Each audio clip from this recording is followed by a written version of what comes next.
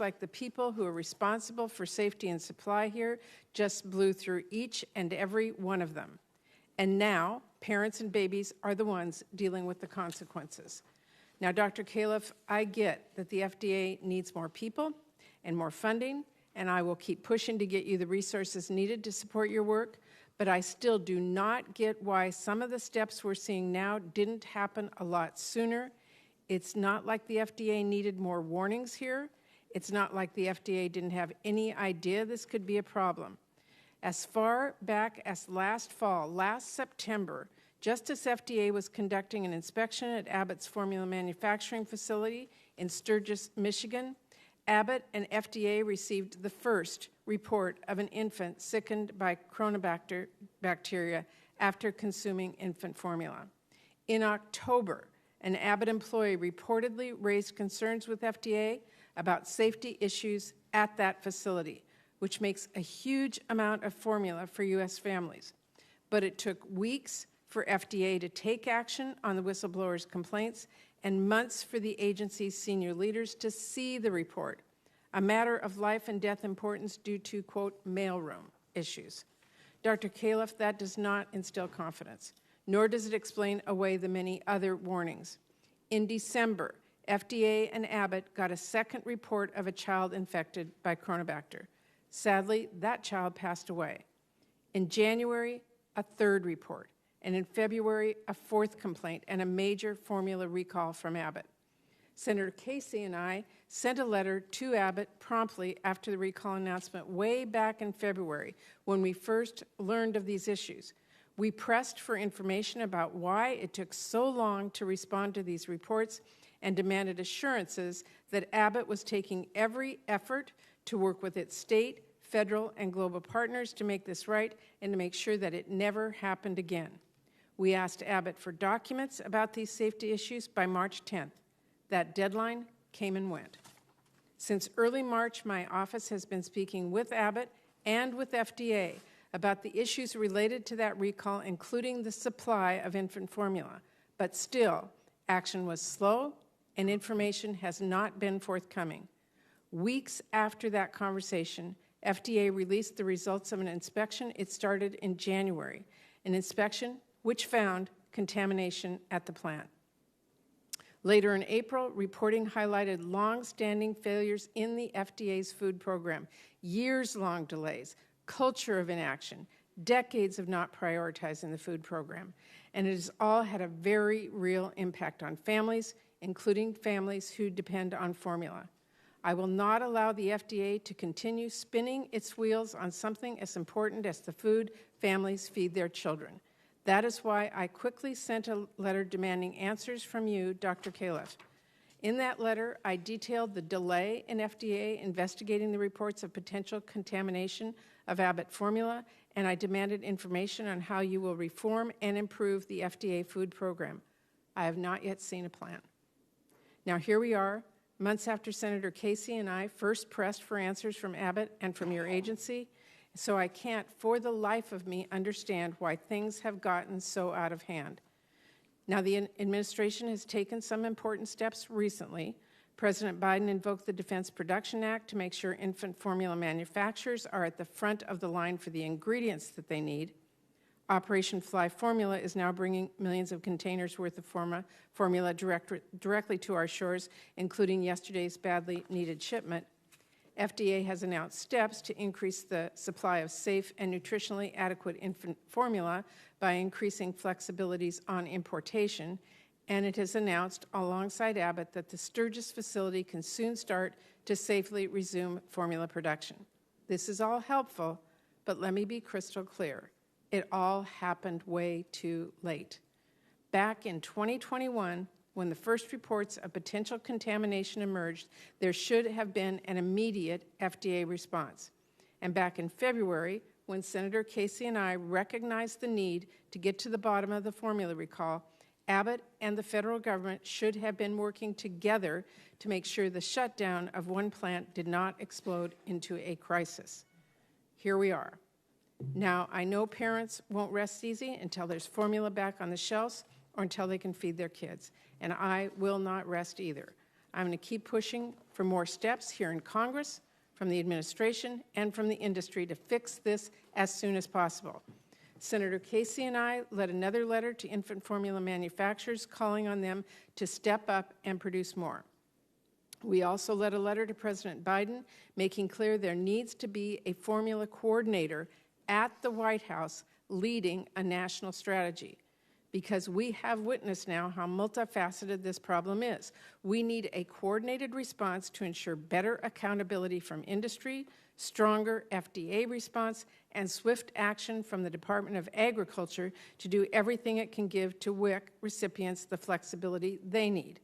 We also need to make sure that hospitals, NICUs, pediatricians, and state and local governments have the information and access to formula necessary to get the right formula to babies and infants with the most critical needs. We need to make sure retailers and suppliers are managing the supply in a way that is focused around families that need access to formula. And we need to get parents clear information and direction on what products to use, which products are equivalent, and where those products can be found or will be coming soon. It is incredibly frustrating to me we have yet to see a detailed plan for this, and that parents are having to coordinate things themselves on Facebook because the federal government still doesn't have a point person on this. So I'm going to keep pressing for answers for parents back in Washington State and across the country. Parents like Mac. He's a constituent of mine from Richland, Washington. He reached out to my office last week trying to find formula for his daughter and for other parents in the Tri-Cities area. Mac's daughter was born just 6 months into his wife's pregnancy. She remained in the NICU for 4 months before going home, and she needs a special kind of formula to help her grow and stay healthy. Because of this shortage, Mac has been searching high and low, day and night, to try and find it. Shopping at 6 different stores, getting donations from other parents on Facebook. His dad even brought 6 cans from Milwaukee, nearly 2,000 miles away. Mac is constantly worried about running out, and he has heard from parents across his community facing the same problem. Parents who are driving to store after store, finding only empty shelves, who are searching online and finding price gougers who are trying to profit off the fact that babies are going hungry. Mac spoke with another mom who said when her baby was discharged from NICU, she was given a sample can of specialty formula and some ready-mix bottles, enough to last maybe 4 days. And the Facebook group Mac started now has over 800 members just trying to connect parents in the Tri-City areas to formula. As a mother and a grandmother, I know parents in Washington State won't just go as far to Milwaukee to get their kids the formula they need. They will go to the ends of the earth. But they should not have to. We should not, we cannot leave parents to fend for themselves. We should be getting them the formula and the information they need as soon as we possibly can. People desperately want to know how soon can they get the formula their kids need to stay healthy. Where should they go for it, especially for people who need specialty formulas like formula for preemies or for children with allergies? And what is the administration doing to stop the price gouging, to end this shortage as soon as possible, and to ensure that this never happens again? Parents need help, they need answers, and most importantly, they need formula now. I've been pressing HHS and the formula industry to help make sure we get families the formula they need. And believe me, I am not going to let up until parents like Mac can rest easy and don't have to call their senators for help finding baby formula. So Dr. Calif, I hope to hear from you today about exactly what steps the administration is taking to make this happen, as well as how FDA will address the pattern of delay and dysfunction we have seen throughout its food safety and nutrition efforts. Not only its unacceptably slow response to complaints of contaminated formula, but also its stalled progress on other critical health, safety, and nutrition issues. With that, I will turn it over to Ranking Member Burr for his opening statement. Madam Chairman, thank you for holding this hearing. It seems like you and I have been talking about plans a lot lately. And I want to really thank the members. The level of participation in this hearing outstrips anything we've seen, and I'm appreciative for that.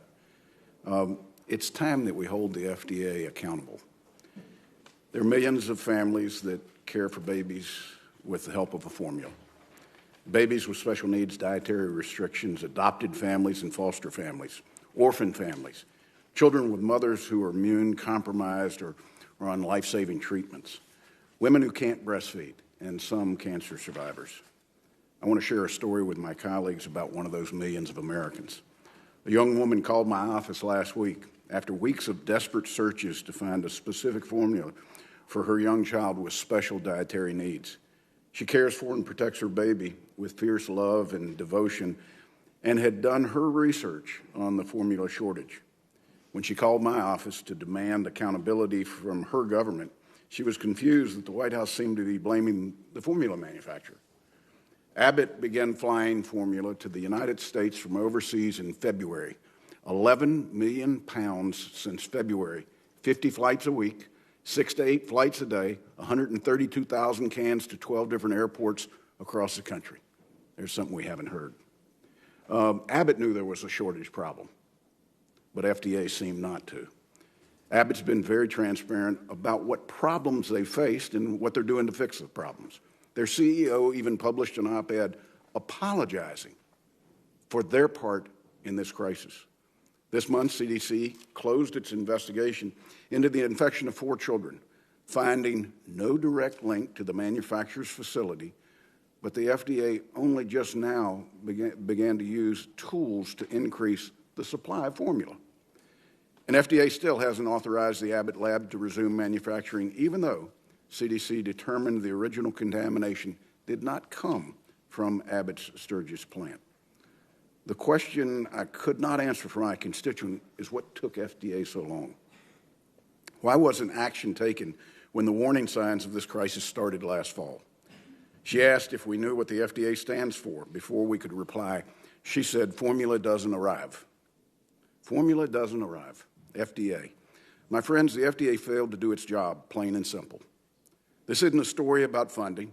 Congress provides over $1 billion for the Food Center alone every year.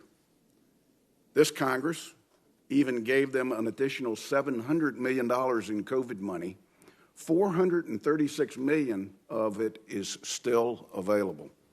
The House passed a bill to give an additional $28 million to the FDA. Ladies and gentlemen, that's called political cover. This money's a stunt, so people could go home and say they did something. That's dishonest at best and blatantly irresponsible at worst. The American people know better whose fault it is here. This isn't a story about authority. The Food, Drug, and Cosmetic Act authorities are clear. The flexibility you have is real. No, this is a story, a sad story, about FDA's unwillingness and inability to do their job. During the pandemic, the FDA apparently stopped its safety inspections. That seems like a bad decision. And when the FDA finally resumed inspections, they failed to act with speed. Dr. Calif, you were confirmed in February when the nationwide formula shortage was at 26%. There was a problem. You and your agency failed to solve it. I challenged you at your confirmation hearing to learn lessons from the pandemic. The FDA did a great job for 18 months. But what I cautioned against is already happening. FDA is slipping back into its bureaucratic bad old ways. The FDA gets $6 billion from Congress each year, over 18,000 staff. Yet you fail to prioritize the things that matter. For the past 2 years, the Food Center ignored formula crisis until it became a political liability. Instead, the center focused on reducing salt in food, what kinds of salad dressing we can call French dressing, and the ingredients that can be used in yogurt. You had time to decide what color additives can be added to make farm salmon look more pink and work on consumer acceptance of grated Parmesan cheese. Infants, babies, and toddlers are starving, and parents are facing the reality that they can't feed their children in the United States of America, and your food center is more interested in policy marketing claims about cheese than ensuring American families have formula to feed their babies. When you finally took steps, the formula shortage had reached an alarming 43%. The FDA has imperiled the health and safety of American families. You've created shortage and crisis. You've created panic and fear. Yesterday, in testimony to the House, you tried to shift the blame. The mailroom didn't deliver a whistleblower complaint. It's your mailroom. And FDA knew there was a problem even before the whistleblower sent the letter, strike one.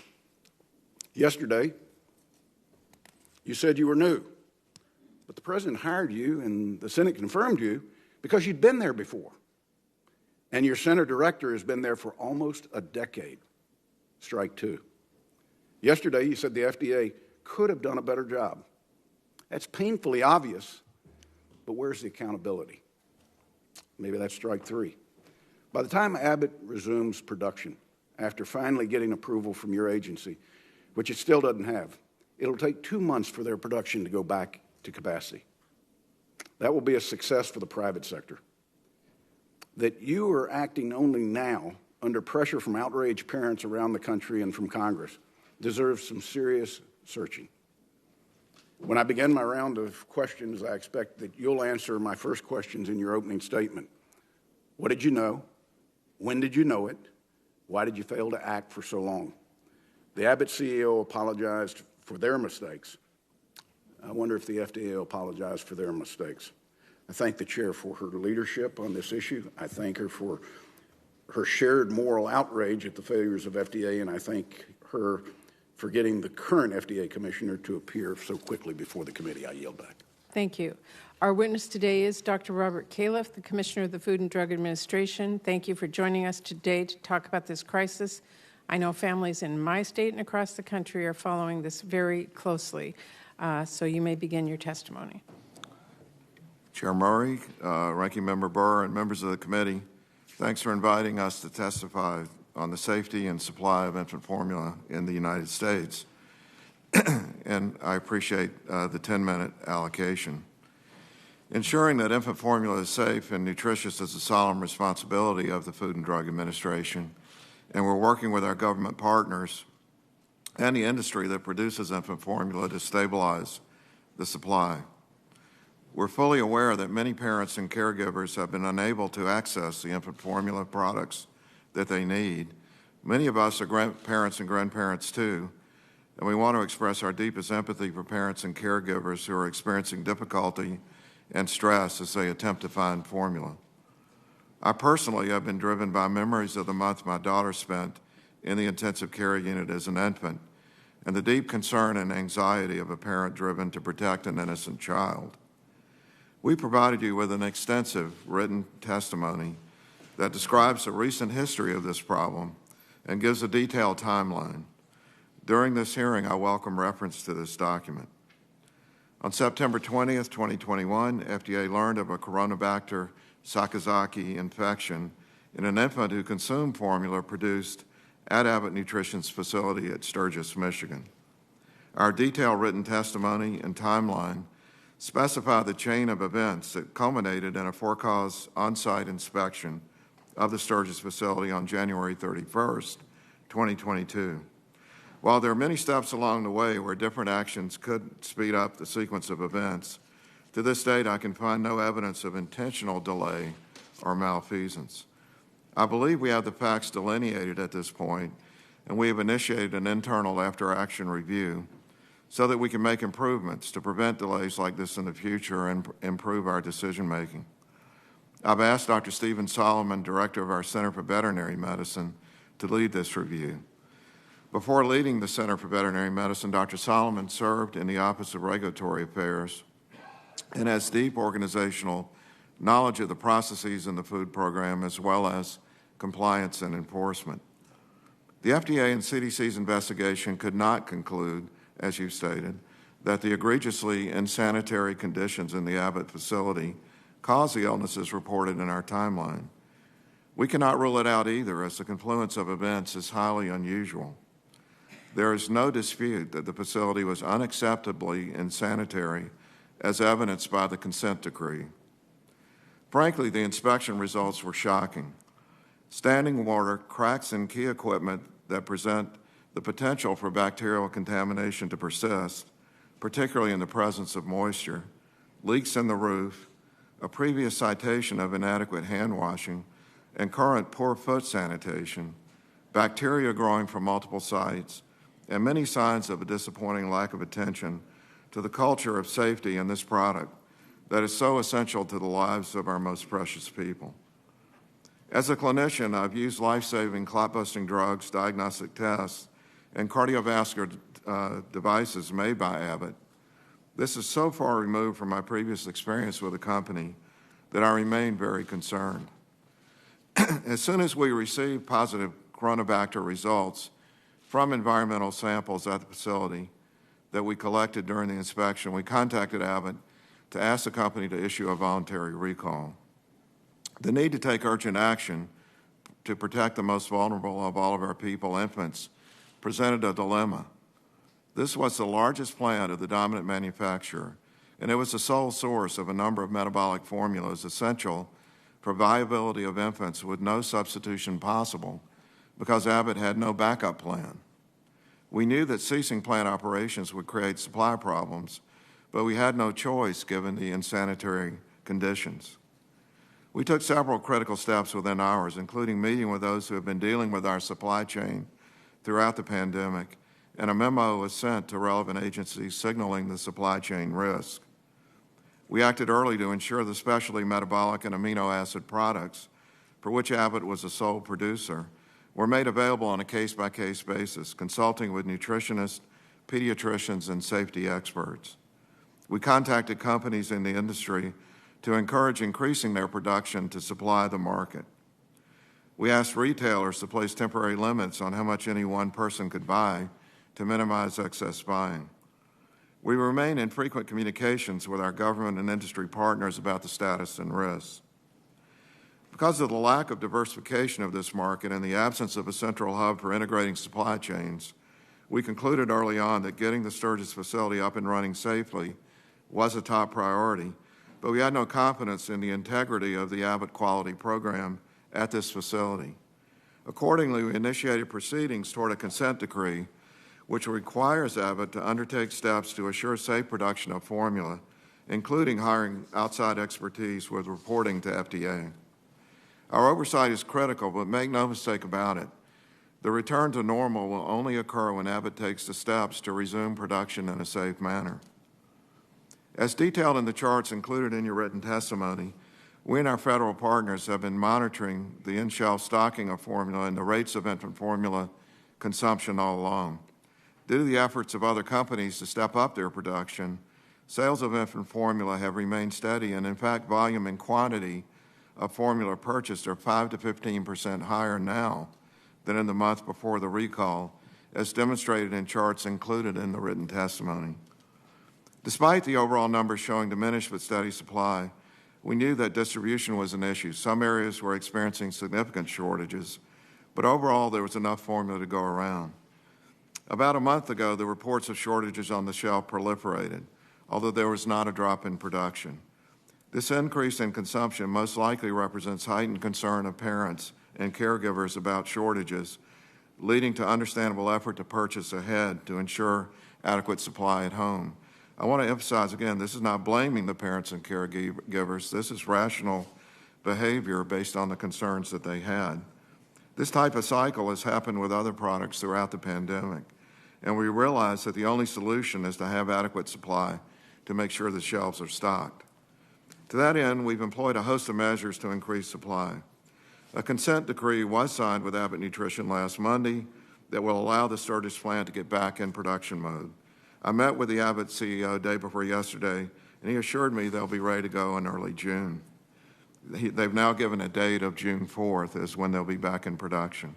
We continue to work with current U.S.-based manufacturers to increase the production and distribution from FDA-inspected facilities, both domestically and abroad. I commend them for their efforts in this regard, as we've seen substantial increases. We're helping with the all-of-government response, including Operation Fly Formula, encouragement and support of importation of product not currently in the U.S. market, by using careful case-by-case easing of regulatory requirements to safely increase the number of manufacturers allowed to import formula, working with state health commissioners to increase flexibility with WIC contracts to enable additional infant formula suppliers to enter the market and to catch price gougers. Throughout the time since the recall, a highly dedicated group of experts within and outside the FDA have worked to manage the complex issues encountered for those caring for infants with complex metabolic issues requiring very special formula. I'll leave you with several thoughts. First, FDA's timeliness of interviewing the whistleblower and getting into the facility for a for-cause inspection were too slow, and some decisions in retrospect could have been more optimal. I did not return to FDA to preside over business as usual. After years of working in multiple private and public parts of the industry, I believe that success follows proper attention to structure, function, leadership, and resources to support the work of employees. All of these issues need attention in the chronically underfunded food side of the FDA, and you'll see changes in the near future. Our requests for funding and authority are essential in concert with improved operations and leadership. Second, the return of the Sturgis plant to safe production of formula is critical. Abbott's enormous market share left it with a responsibility for producing safe infant formula that was not met. We'll do everything in our power to work with Abbott to make this happen as quickly as safely possible, but this timing is in Abbott's control. Third, the all-government effort and the enormous goodwill of government partners and companies within and outside the U.S. has been heartening. And while we're waiting for Abbott to fulfill its responsibility, we'll meet the essential needs of American families with supplies from a variety of sources. Fourth, the supply of inadequacy did not happen overnight. Across the industries we regulate, we're seeing evidence that the just-in-time distribution system, market concentration, and sole source contracting are leading to shortages. Multiple reports to Congress call for improved supply chain management. Until regulatory agencies have digital access to critical supply chain information and personnel to do the work, we'll continue to react to supply chain disruptions rather than intervening to prevent them. I want to conclude by reiterating that we'll not rest until our shelves are replete with safe and nutritious infant formula, and I'm committed to improve the ability of the FDA to meet its mission to protect and promote the health of American people, particularly infants, our most vulnerable people. Thank you. We will now begin a round of 5-minute questions. I ask my colleagues to keep track of the clock, stay within those 5 minutes. Dr. Calif, parents and caregivers across the country rely on the FDA and the handful of dominant formula manufacturers to make sure that formula that they feed their babies meets the highest standard of safety and nutrition. But the companies and FDA let them down. I am ready and willing to continue working with you and absolutely anyone to get this right and make sure we never are in this situation again. But I want to be clear about where we are in the current moment. Babies have gotten sick. 2 have died after drinking formula from Abbott Nutrition Michigan facility, and it took months. In fact, you are telling us today it took 6 months for FDA to investigate. During that time, Abbott continued to produce formula at the Michigan plant. And when FDA finally completed an on-site inspection, months after the first baby became ill, it found evidence of the Chronobacter bacteria on surfaces where formula was being produced and a history of Chronobacter in finished baby formula products. That is incredibly alarming. So it makes sense the plant was shut down as Abbott and FDA tried to figure out why babies were getting sick, and as your inspectors uncovered substantial long-term problems at the facility. What doesn't make sense, what I can't for the life of me figure out, is why it took so long to investigate in the first place. Why did so much time pass before the FDA took serious action to investigate this contamination in baby formula? Well, Senator Murray, I appreciate the question, and I think we all have a great degree of sorrow over the difficulties that you're describing. Many people at FDA are not sleeping at night. They're working weekends and trying to get this corrected. There's no question it's just not a good Well, I'm asking the question, why did it take so much time? Yes. So I want to parse one issue with you. I have many more disagreements with Senator Burr about some things that were said. But from the very first case, there was investigation going on. It didn't take 6 months to start the investigation.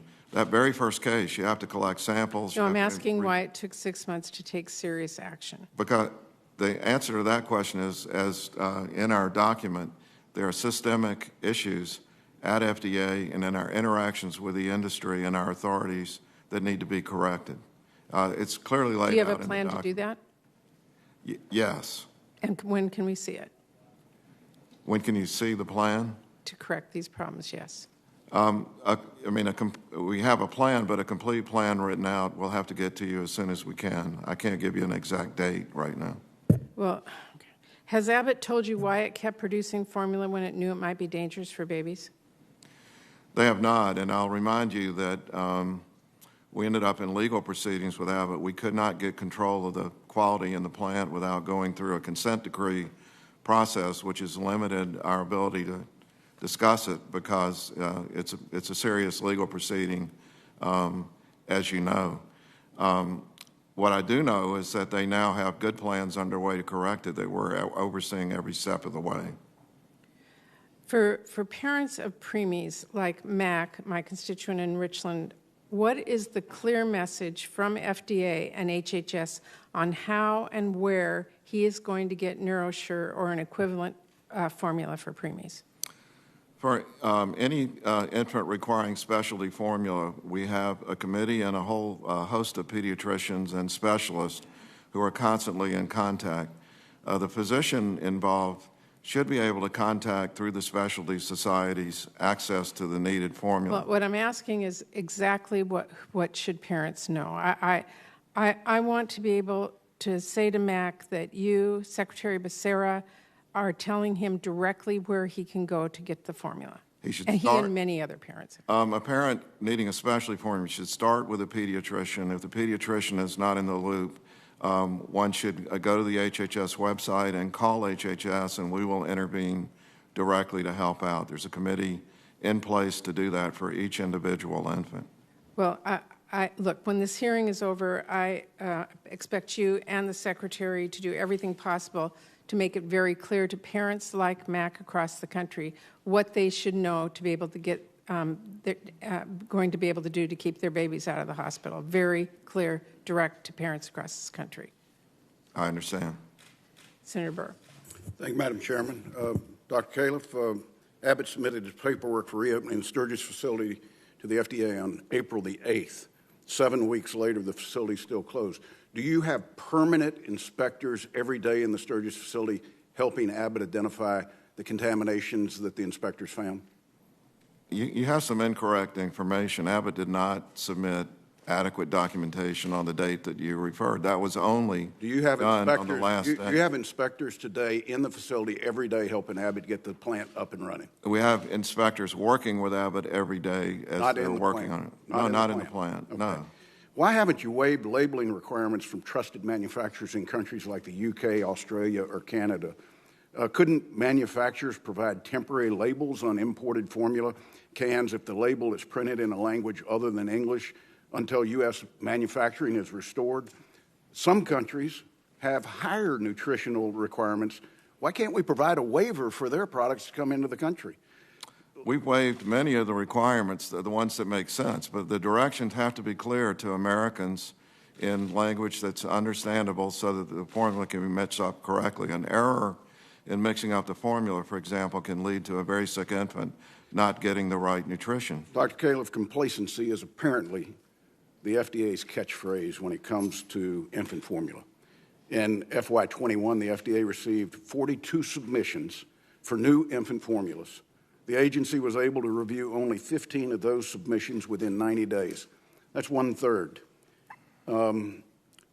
What happened to the other submissions? Did you expedite the review of the new formula submissions when you took the helm at the FDA amidst a growing shortage? By law, the FDA has 90 days to review new infant formula manufacturing submissions. What's the average number of days it actually takes for the FDA to review these? Senator Burr, FDA employees are working around the clock, and they are hardworking people, so I somewhat resent the implication of part of that. But Dr. Calif, there's no member that's defended the FDA more than this one, and there's no member in Congress that has tried to fix areas when they are broken than this one. If you want to get into this with me, I'm happy to do it. I got 28 years worth of it. I know you're quite capable of that. So let me just say, right from the start, any good application was expedited by the FDA since the shortage became evident. So 42 minus 15, the rest of them were not good applications. I think you were referring to 2019 or something you said? No, it was FY21. Yeah, I'll have to get back on the details on that. Listen, the Fda Food Center, let's talk about it.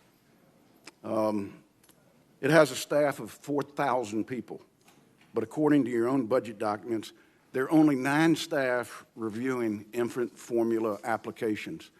Did you or other FDA leaders assign any staff to review infant formula as the shortage percentages rose sharply? We pulled in people from all over the agency to help that short-staffed group, which, of course, to process applications. I'll have to go back and see exactly how they spent their time, but looking at all of the activities of that group, they were supplemented by staff from across the agency, which, of course, means that other things didn't get done. You have the authority as commissioner to move people around as needed? Yes. Okay. Dr. Calif,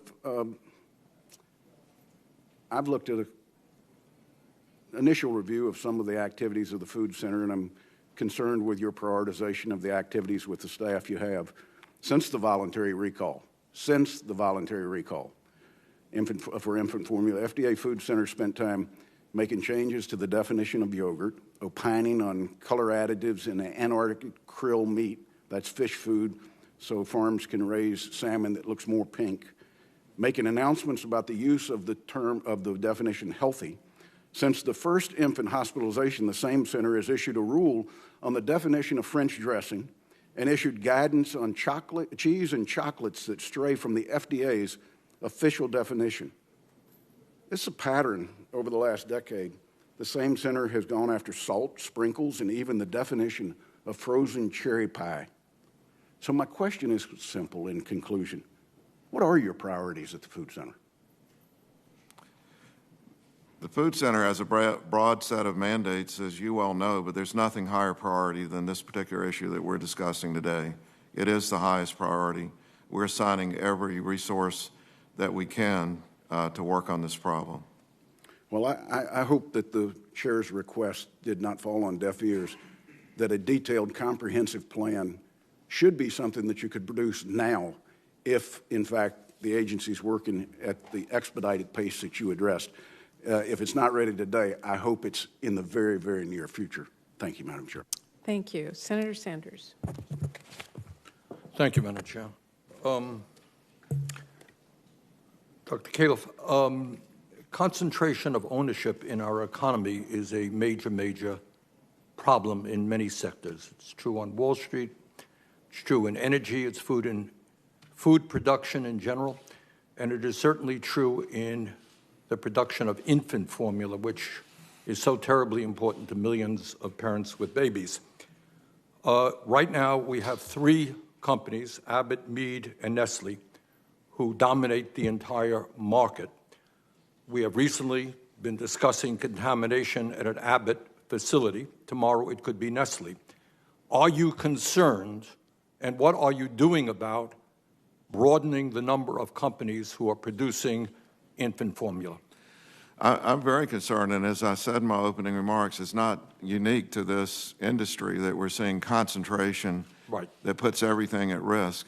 And I'll remind you, as you well know, there is no requirement that companies show us their backup plans. Right, but all I'm asking, and I've got other questions, is what are you doing right now to aggressively make sure that more companies are producing infant formula so we'll not see this problem recur tomorrow? As you know, I'm sorry, Senator, to interrupt, but yes, on a temporary measure, we've lowered some of the, reduced some of the paperwork so that many more foreign manufacturers can import. We've got 26 applications since we opened the portal just over a week ago. The largest producer, Nestle, worldwide, hardly had any presence in the U.S., and they're going to help out quite a bit. They're very capable. All right. I hope that you will focus on increasing the number of companies who are producing so we don't run into this problem again. Yes. Let me ask you this. On October 20th of last year, a whistleblower sent a 34-page report to the FDA describing in detail how the equipment in Abbott's manufacturing plant in Michigan, quote, was failing and in need of repair, and that the company knew that this was a problem for at least 5 years.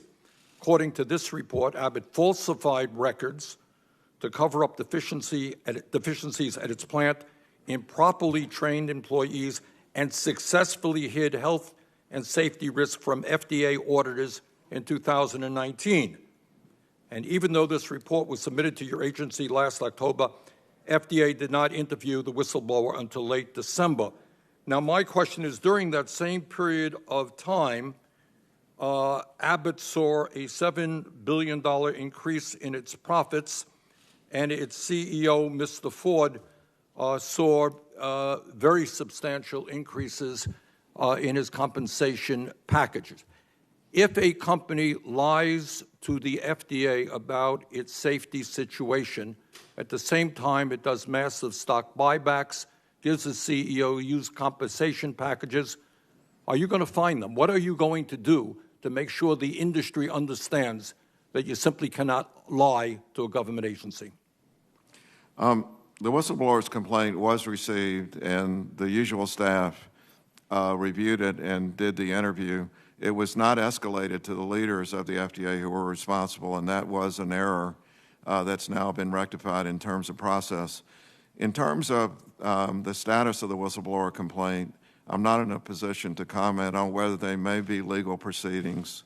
No, what I'm asking is, I'm not even asking about the whistleblower complaint. If a major corporation lies to the FDA about something as terribly important, the safety of infant formula, what are you going to do? And at the same time, they do billions in stock buybacks, huge compensation packages for its CEO. Is the government, is the agency going to say, sorry, it is more important to protect the babies of this country than to give huge compensation packages to your CEOs? Are you going to stand up to them? Senator Sanders, we are standing up there. As I said, I'm not in a position to say whether criminal proceedings are underway or not. Is that something in consideration?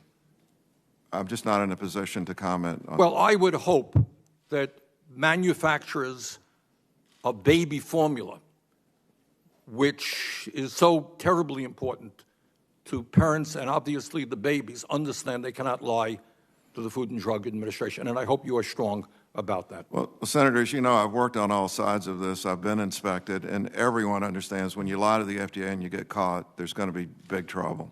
Well, I hope there will be. Thank you. Senator Collins. Thank you. Doctor, like many of my colleagues, I've heard from desperate parents all over the state of Maine, particularly those that need specialty hypoallergenic formulas for their babies. One family from Sydney, Maine, for example, contacted my office after the mother had been spending 2 months making a round trip of 2 hours just to get formula for her baby from her baby's pediatric specialist. That's just not sustainable. Why wasn't there better communication with parents right from the beginning? Why did it take so long for FDA to start being public about this very serious problem? Well, I guess my best answer to that is that as we were monitoring the supply up until about a month ago, there were issues, but they were manageable for the vast majority of people. And then things turned to empty shelves very quickly. And that's when we really wrapped up the public communication. There were concerns if there was a lot of public communication before that when things were manageable, that it would be understandable that families might purchase more than they needed to be safe, which, as I've already said, I'm not blaming them. That would be a normal response that we've seen in other areas with the pandemic. And so that's really basically the situation. Well, I really think it would have been better if FDA had done what you said, which is put limits on how much could be purchased, but been more forthright with the parents who are really desperate. I want to follow up on press reports that indicate that the senior levels of FDA did not receive the alarming whistleblowers report due to, quote, mailroom issues. You blamed COVID-19 staffing issues for preventing FDA leadership from receiving direct copies of the whistleblower report, despite the fact that FDA's district office in Detroit received a hard copy from a confidential informant way back on October 26. Inexplicably, it took 4 months for that report to receive the attention and get to senior FDA leadership in mid-February. Let's look what happened. By that time, 1 infant had already died, 2 others were hospitalized, and the nationwide out-of-stock rate for infant formula had risen to 26%. I understand that the copy that was sent to then Acting Commissioner Janet Woodcock still has not been located to this day. What exactly do you mean by COVID staffing issues? Are you telling us that FDA still does not have people back to work in the mailing room and other portions of your agency?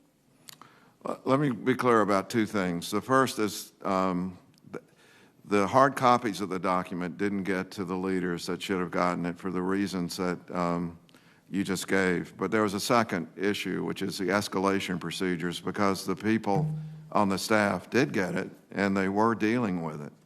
And so there was not a procedure in place for them to inform the leaders who should have seen it, neither the center director nor the head of the Office of Policy and Response nor the head of ORA. And so I dealt with this in hospitals, in the quality systems where nurses were not reporting surgeons' errors, for example. We fixed it, and we've essentially had to do the same thing at the FDA. So I'm not blaming the mailroom, but there definitely are problems in the mailroom. This is not FDA staff. These are contractors hired by the FDA to handle the Federal Express packages. Are those contract employees, and are the 18,000 FDA employees back to work?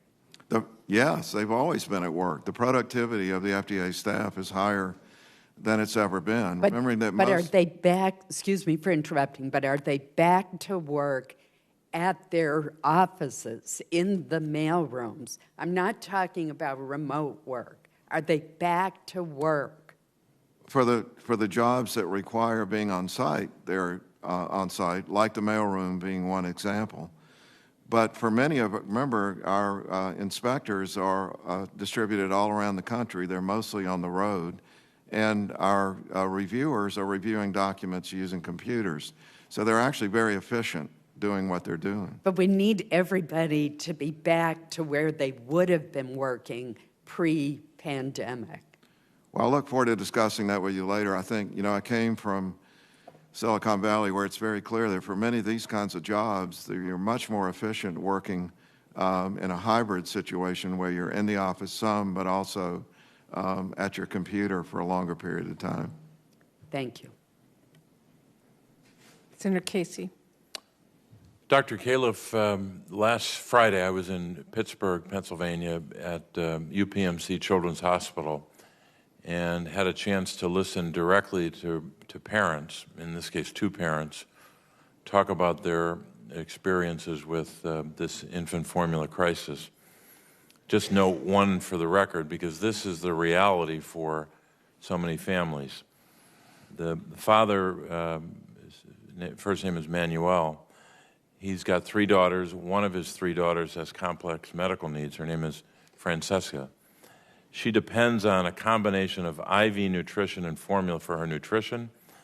Not having the right formula means 2 things: costly treatments and very high risk to her health. He said, quote, "She's stable this week, but we live in fear, not knowing if we'll have enough of the right formula next week or every week. And he went on to describe the challenges they face. So you and everyone in this room has heard some version of those stories, especially for children that have complex medical needs, but all children who need formula. I don't think there's any question that when Senator Murray and others have pointed to that timeline between, in your testimony, September 20th, when the FDA learned of a Coronabacter infection at the Sturgis plant, that time lag between September and then when the inspection was done and other actions were taken, you haven't provided a good answer for that. And the FDA needs to be held accountable for that, among other things, for that. But there is a lot of blame to go around here. Senator Murray made reference to the fact that on February 24th, she and I sent a letter to Robert B. Ford, chairman of the board and chief executive officer of Abbott in Abbott Park, Illinois. This is a February 24th letter from the chairman of a Senate committee, the Health, Education, Labor, Pensions Committee, Senator Murray, and we have not gotten the information that we asked for in that letter. I know they've provided some, but it is totally, in terms of a response, totally inadequate, especially in light of the findings that you have in your testimony on page 2 about the evidence of contamination. So this is a contamination problem for sure. It's also a notification problem when it comes to what the FDA didn't do enough of in terms of notification, but also what the company didn't do. So I've got legislation to impose obligations on both. One is to require manufacturers to provide timely notification of circumstances that are known to the company that are likely to lead to a disruption in supply chain. Companies got to do that, and they should be mandated to do that. But the FDA also needs to expand and accelerate these notification requirements, and the FDA has got to work with these companies to provide that notification. I also think you should have more authority to request records in advance of or in lieu of an in-person inspection. So my question is this. Talk about those authorities that you would need to oversee the infant formula supply chain. What's the authority you have now? What are the blind spots or the defects that we should fix by way of legislation? We have almost no authority now other than to review the products as they come in, as has been noted. When it comes to this sort of an issue, there's no requirement now that firms notify us when they have an impending shortage. There's no requirement that if they find a contaminant in a sample in their facility that has not yet been shipped out that they need to let us know. That happened in this case. There were Coronabacter contaminants previously identified that they didn't notify us about. They're not required to have a backup plan, a contingency plan, which I thought was in every industry I've been in. There's always a plan for what if the plant goes down. If that plant had been hit by a tornado instead of a quality problem, the same issue would be in front of us now. And you have reports, I think 3 different reports to Congress now saying in a digital era, right now what we have is every company has its own supply chain that's considered proprietary. There is no central switch, and so there is no way to look and see, to stress test it, to ask the question, what would happen if a plant went out here? Is there somewhere else that could do it? And the idea that an individual company with 40% of the market share doesn't have a backup plan, to me, was inconceivable, especially since I have a history of feeling like Abbott was a reliable product maker for me in my profession. I was just it's upsetting and disappointing. But we need authorities to have that kind of information. When we have to ask and beg companies to give us the information about the supply chain and they don't have to give it, every little bit takes a long time. Well, I'd say in conclusion, Doctor, there's no question that you should have that authority, and companies should be responsive to you, just like they should be responsive to this committee. But you've got to up your game, and you can't allow that time frame, that lag of time from when the damn inspection is done so that you can act on it. Thank you, Madam Chair. Yes, sir. You said we didn't have a good response. I think we have a thorough response. It's not good. It was too slow, and there were errors made. I want to be clear that we acknowledge that. Put it right behind me. Thank you. Senator Cassidy. Hey, Dr. Calif.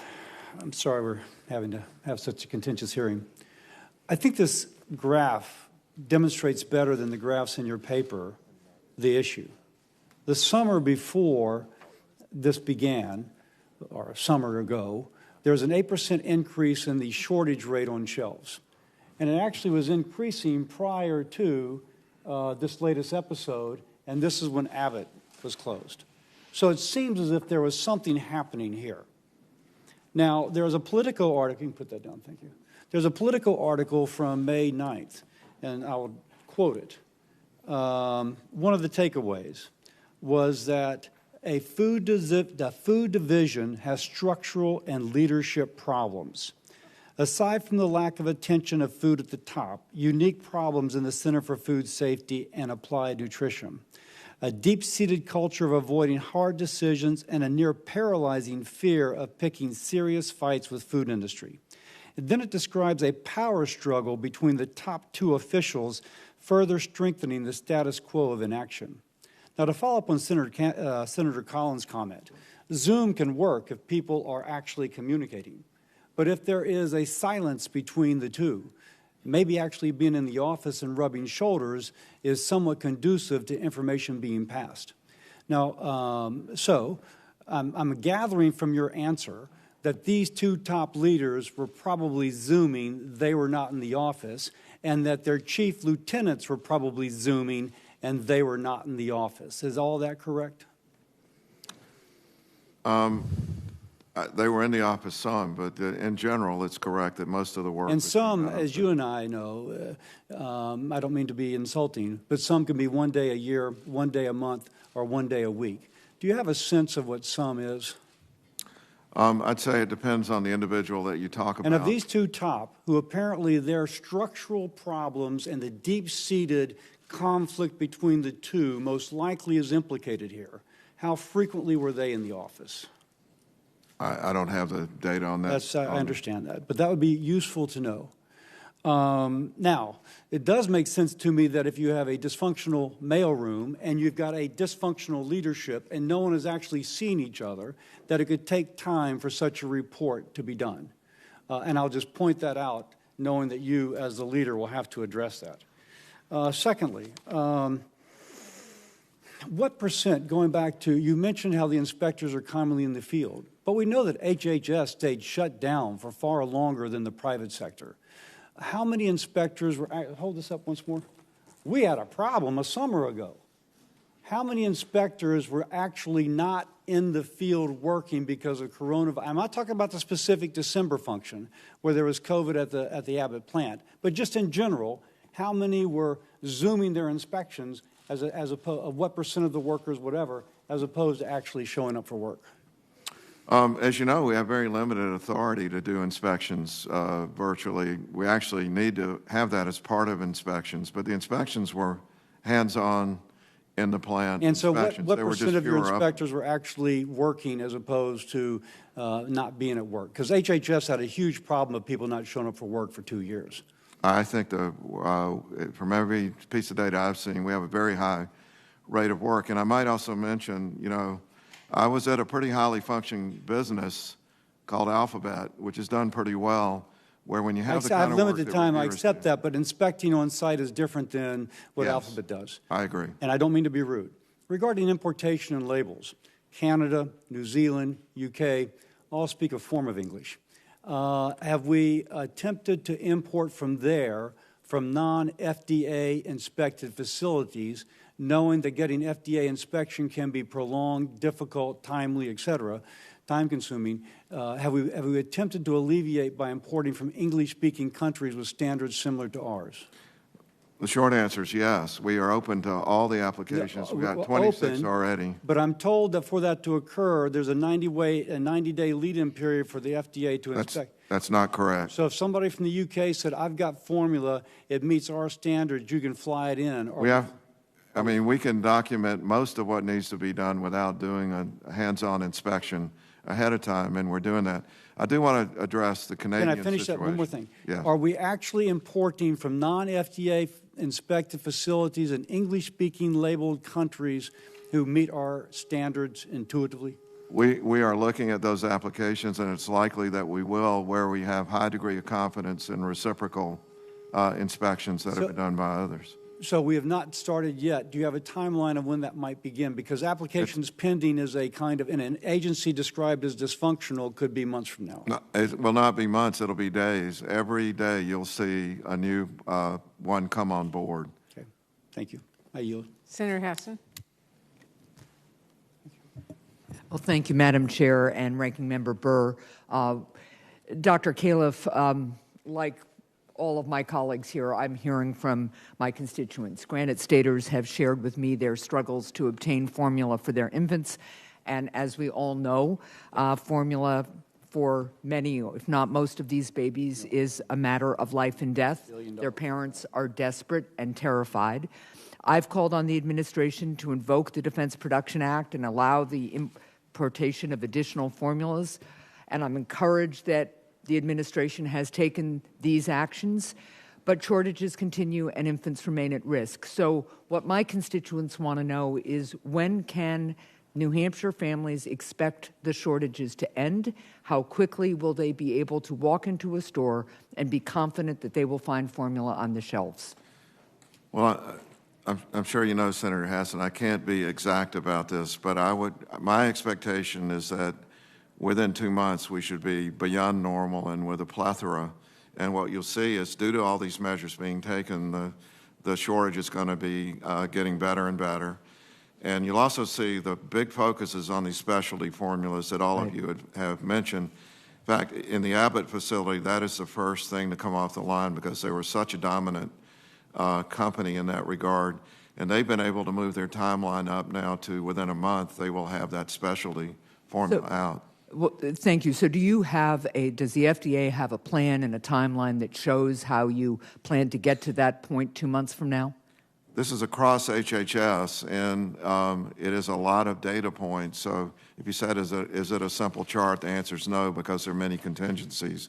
But there is a committee that has all the data in hand, and if you would like something that's a little more specific about how the pieces fill in, I'm sure we can produce that. I think it would be very helpful for us to get an actual plan, because without a plan, without goals, it is hard to know that you're actually going to meet them. It's also really important for the public to be able to understand when they can expect to have a little bit more peace of mind as they search for formula. Let me go to the issue of the specialty formula and the Operation Fly formula that President Biden announced. He announced that we are now using Department of Defense planes to pick up overseas formula and deliver it to the areas in need. At least 2 of these flights have arrived in the U.S. carrying several tons of formula. How is the administration prioritizing the distribution of the imported formula to rural areas and other regions where families have few alternative purchasing options? Each application also has to include a distribution plan, which is reviewed at the level of HHS to make sure that the most needy places are getting the formula. I can assure you there's hyper awareness of the problems in rural America right now with health in general and access to care. So that is one of the priority areas. Okay, well, I would love to follow up on that as well. And then I just want to turn to thinking through what we need to do once this current crisis is over. The FDA and other federal agencies need to take steps to make sure, obviously, that this never happens again. Supply chain challenges exacerbated by the pandemic made clear the need to build out domestic capacity to manufacture critical goods quickly, and that goes for infant formula as well as a number of other critical goods. What steps should FDA and other agencies take to prevent these shortages going forward? For instance, should the administration work to build out extra manufacturing capacity, stockpile the ingredients needed to make formula, require manufacturers to produce a reserve of formula, or to have the capacity to make extra in short order to prevent situations like the ones we face now? Well, we have a number of measures that are before you now in pending legislation, as you well know, and those are enumerated, and we'll make sure you have a list of those. But you've mentioned a couple that are not yet decided where we do need to make a decision once we get on top of this crisis, and that has to do with the word stockpile. Right. There has been no stockpile of infant formula. It was not conceived of going back, and I think it's something that we really need to consider. Of course, if we had diversification of the market, and some federal agency, whether it's FDA or some other federal agency, had insight into the supply chains and how they fit together, the likelihood we would need this stockpile would be quite low because we would have a vibrant system that was resilient to stress. But we don't have that now. So between stockpiling and having a resilient system, we should be able to prevent this from happening again. Well, we certainly need to. Thank you very much. Thank you, Madam Chair. Senator Tuberville. Thank you very much. Thank you, Dr. Califf, for being here today. It's Calif, by the way. Calif. My name gets mispronounced. I understand. Yeah. 18,000 staff members. How many of those? Many of those are back working full time, not from home. Do you know? Have a clue? Well, let's distinguish. They're all working full time. But back in the office, do you know? It's maybe I don't know the exact percent, but it's not a large percentage. It's not a large, or it is large? Okay. Not a large percentage. I'm just asking. You know, a lot of people are starting to work from home. Out of these 18,000 staff members, how many of these employees that you have been relieved of duty because of this? 18,000. Somebody's got to be fired, right? I've been involved in running a lot of successful organizations. Firing is not necessarily the solution to a problem like this. Correcting errors is Dr. K, people have died from this. People have died from this. Kids have died. Kids have definitely died, but I don't believe there's a direct link between the plant and the sickness of these infants. It's been proven. So everybody in your office has done 100% right. They've been 100%. Absolutely not, and we're clear in the report that that's not the case, and that we are doing a review and putting systems in place and also reviewing individual decisions. Okay. Let me ask you this. Last week you suggested the shortage would be over within a few days. Yesterday you said it might be weeks. Where are we at today with that? As I just reviewed with Senator Hassan, it's going to be gradual improvement up to probably somewhere around 2 months before the shelves are replete again. 2 months. So you're in damage control here. What is the FDA going to do to store public confidence in this, number one, in the safety, and then the availability of the formula in the days ahead? Well, I think one of the main lessons of the pandemic was cyclical shortages. Is the only thing that will restore confidence is having adequate formula on the shelves. We're fully aware of that. The safety, we're not letting unsafe products on the market. I understand that, but how do we get that out to the consumer, people that buy this? Constant communication. We're going to have to constantly communicate about it. Do you have a marketing department in the FDA? I mean, is there anything that consists of that? We have a very hardworking external relations group and communications group. Yeah. Who is your direct person under you that's overseeing this? The number one person you call every morning and say, hey, what's going on? What do we need to do? Where are we at? It's actually twice a day. The person who's heading up the incident management group is Frank Yanis, who used to work at Walmart and is an authority in the supply chain area. The person running the center is Susan Main. We all meet together along with our teams twice a day to review what's happening and make sure we've got working orders for the day and also for the evening. So the team of how many working on this one specific that you directly work with? Dozens. Y'all work and you meet every day, talk about it 2 or 3 times a day? Yes, okay. Each one has if you just take the specialty metabolic formula that we discussed, this might be an infant with a hepatology problem where you got to have a liver specialist, a nutritionist, and a regulatory expert to make sure the infant gets the right formula. So it's a lot of people. Okay. Thank you. Thank you, Madam Chair. Senator Smith. Thank you, Madam Chair. Welcome, Dr. Calif.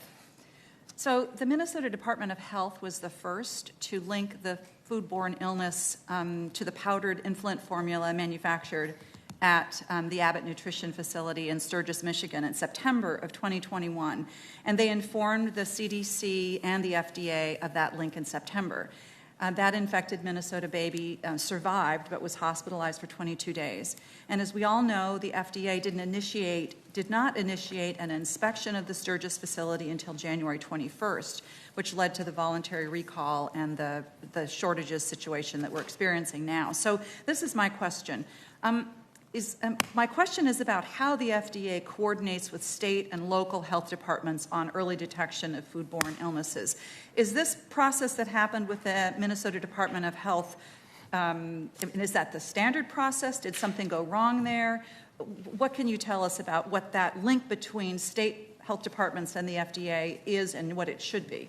Thanks for asking that question because it's really important. The minute a report comes in, usually to CDC, because that's where the reports typically come in, there is an investigation launched, and it's very intensive. You have to get to the site, you have to get the cultures if they're available, you have to interview everyone concerned, and often you need to review the medical records. And in this case, the Minnesota Health Department, from all the reports I've gotten, did a splendid job.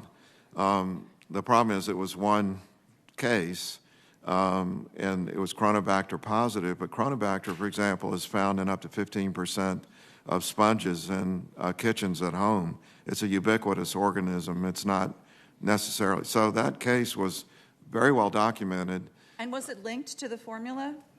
It was. I mean, they suspected a link. The infant had ingested that formula, so Right. it was a matter of concern. Yeah. I'd also point out Chronobacter is not a reportable organism, and so we have banks of now DNA sequencing. If we look at the peanut butter case that just occurred, that was solved within days because we were able to link the genetics of the peanut butter and the sickness of the people, the genetics that were in the infections in those people, and the plant within days because we had the information. I think we need to do something about Chronobacter because it's a well-known, although infrequent, cause of contaminant of infant formula. So, but are you saying that you think that the length of time that it took from when MDH, Minnesota Department of Health, issued provided this information, and when the FDA ended up, when the recall happened, is that as long as it should be according to the way your policies work? Could it be shorter? I'm trying to understand if there's something in that isn't. I'm sorry, I'm trying to give a nuanced answer in a bit. I mean, the Minnesota Department of Health did its job in what it should have done. We had one case. You don't recall. You don't recall a product unless you have a direct link that proves that the product actually caused the problem. So usually we get a cluster, as has happened in peanut butter, where a bunch of people have it at the same time. Then it's easy to make the case. In this case, we had the information and we had to wait and see what happened. Now, the time to the recall, as I've already said in my document, the more blunt answer, it was too long. We're clear about that in our documentation, and we aim to fix it. Let me ask you about something else. This is about coordination with USDA, which is responsible, as you know, for purchasing nearly half of the infant formula in this country through the Wic Program. My understanding is that the FDA didn't communicate with the USDA until around the time of the recall. I'm wondering why you think that happened. Should the FDA be working more closely with the USDA sooner, and whether you see this as an area where there could be improvements? Well, let me divide this into two tranches. Prior to the recall, there was a lot of communication between FDA and USDA on the general supply chain issues related to infant formula. It was not about this specific case, but as I've already told you, even the leaders in FDA didn't get the information until February 9th about what was going on. That was an escalation error, as I've said, and we've documented that and are fixing that as a systemic quality problem within the FDA. And so it was shortly, as you said, the recall happened right after that. And so we were then in the detailed discussion with USDA. So there's been a supply chain, group of supply chain committees for government throughout the pandemic, and infant formula has been on the list that's been covered by the relevant agencies, including USDA. So, Dr. Calif, I understand that you've only been at the FDA for a short time, but I do think that you have a unique capacity because you know the agency so well and because of your industry connections to be a reformer at the FDA. And I am struck as I listen to you today about how you have been explaining what happened with regard to this supply issue as well as the health issues, rather than taking the posture of a reformer, which is what I think that we definitely need. And I do believe that you have a capacity, a unique capacity to be that reformer. I believe that this infant formula crisis is a symptom of the broader systemic structural problems with food safety and in the food division that we have at the FDA. And so I urge you to adopt that reforming posture as we move forward. Can I comment with permission on that? Is not, oh. Continue. As we discussed in detail yesterday in the hearing, I do consider myself to be a reformer here. I knew coming in, I'd gotten multiple phone calls.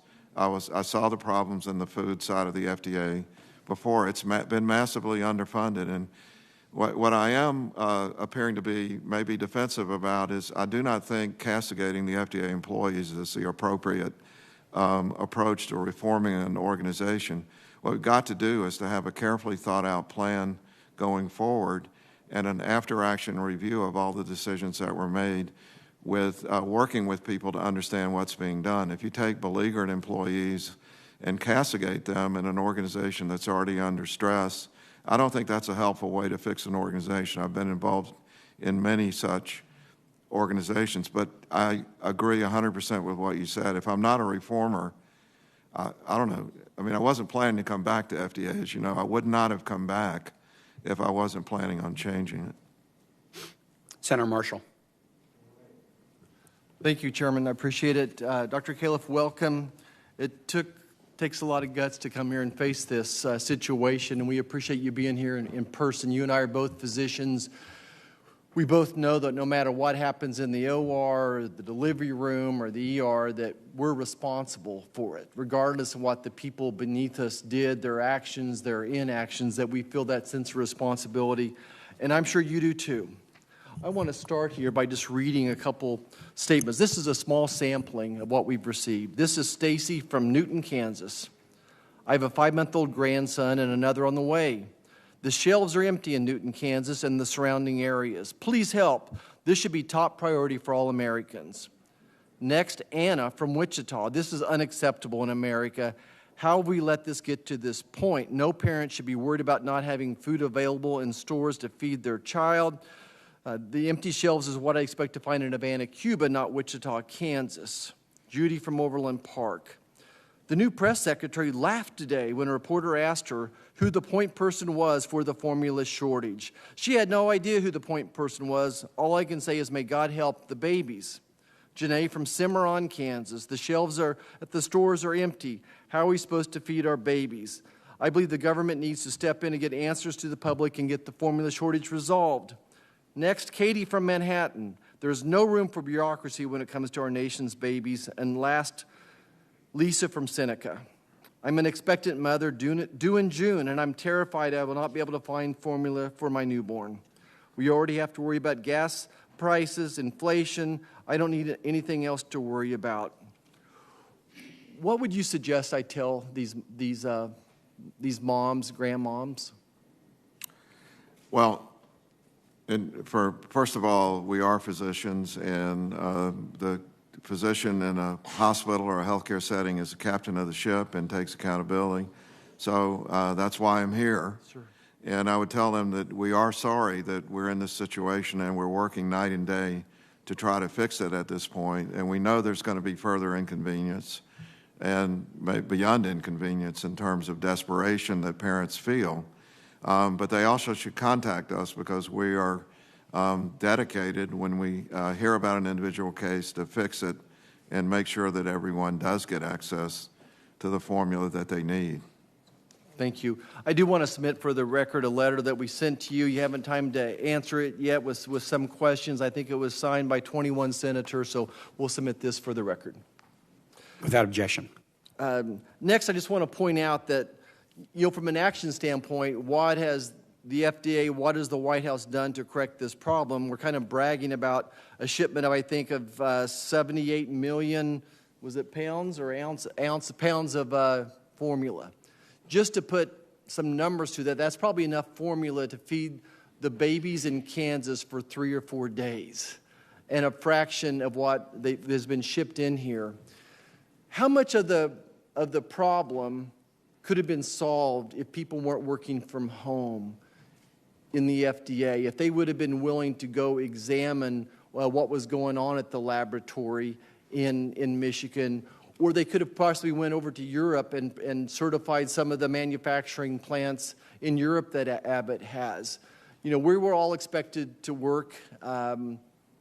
People had vaccinations.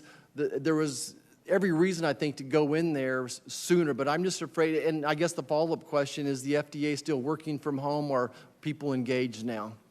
Well, Senator, you're not just a doctor, you're an OBGYN person, and that has special responsibilities, I know.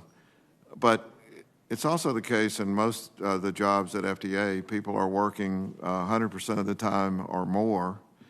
And I'll just remind you that I come from, in my last job, one of the most successful companies on the face of the earth, where people were working from home and more productive than ever. So I really don't agree with the contention that the work from home policies at FDA had anything to do with the outcome here. But I'm also not saying the outcome was a good outcome. I don't want to be misinterpreted that way. We just have a disagreement. And I think the right solution going forward is going to be a hybrid arrangement. As I said, it's most of the industry is going to, which is if you have a job like in a lab that requires that you be there, or in the mailroom, you got to be there. If you're reviewing documents or reviewing processes, you can do that from home. Just demonstrate that you're doing the work. Thank you. Just a quick comment. I think this is a great opportunity for us to encourage breastfeeding. A great opportunity for encourage those moms who are thinking about weaning their babies today, tomorrow, next week. This is one more reason to try to breastfeed a little more, a little extra, and by the way, it's healthier for your babies. Anything you can do to help us with that, I'm all in. I'm totally in support of what you say there. I did want to remind you I forgot what I was going to say. We do have a history on the importation front of very tragic outcomes with formula. Melamine, as you may remember, from imported formula not that many years ago.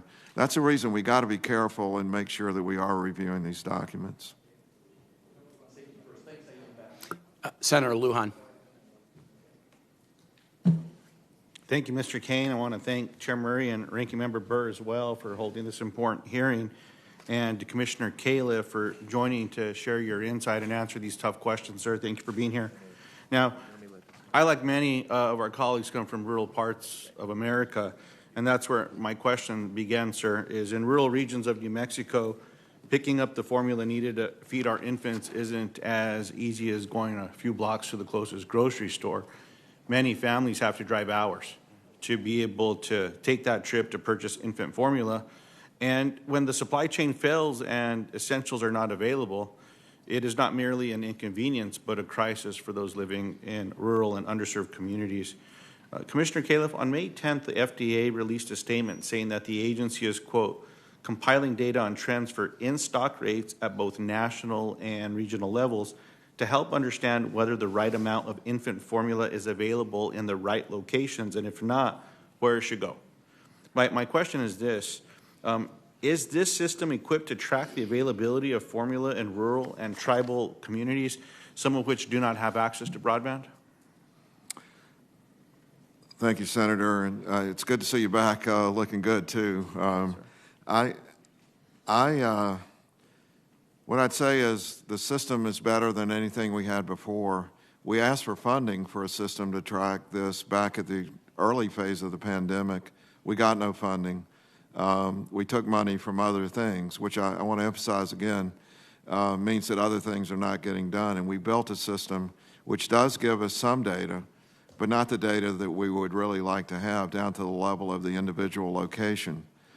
You know, soon there will be broadband in every community, as you know, thanks to the good work that you all did to get the bills passed for that, but we don't have that now. So we're following it at the granular level that we can.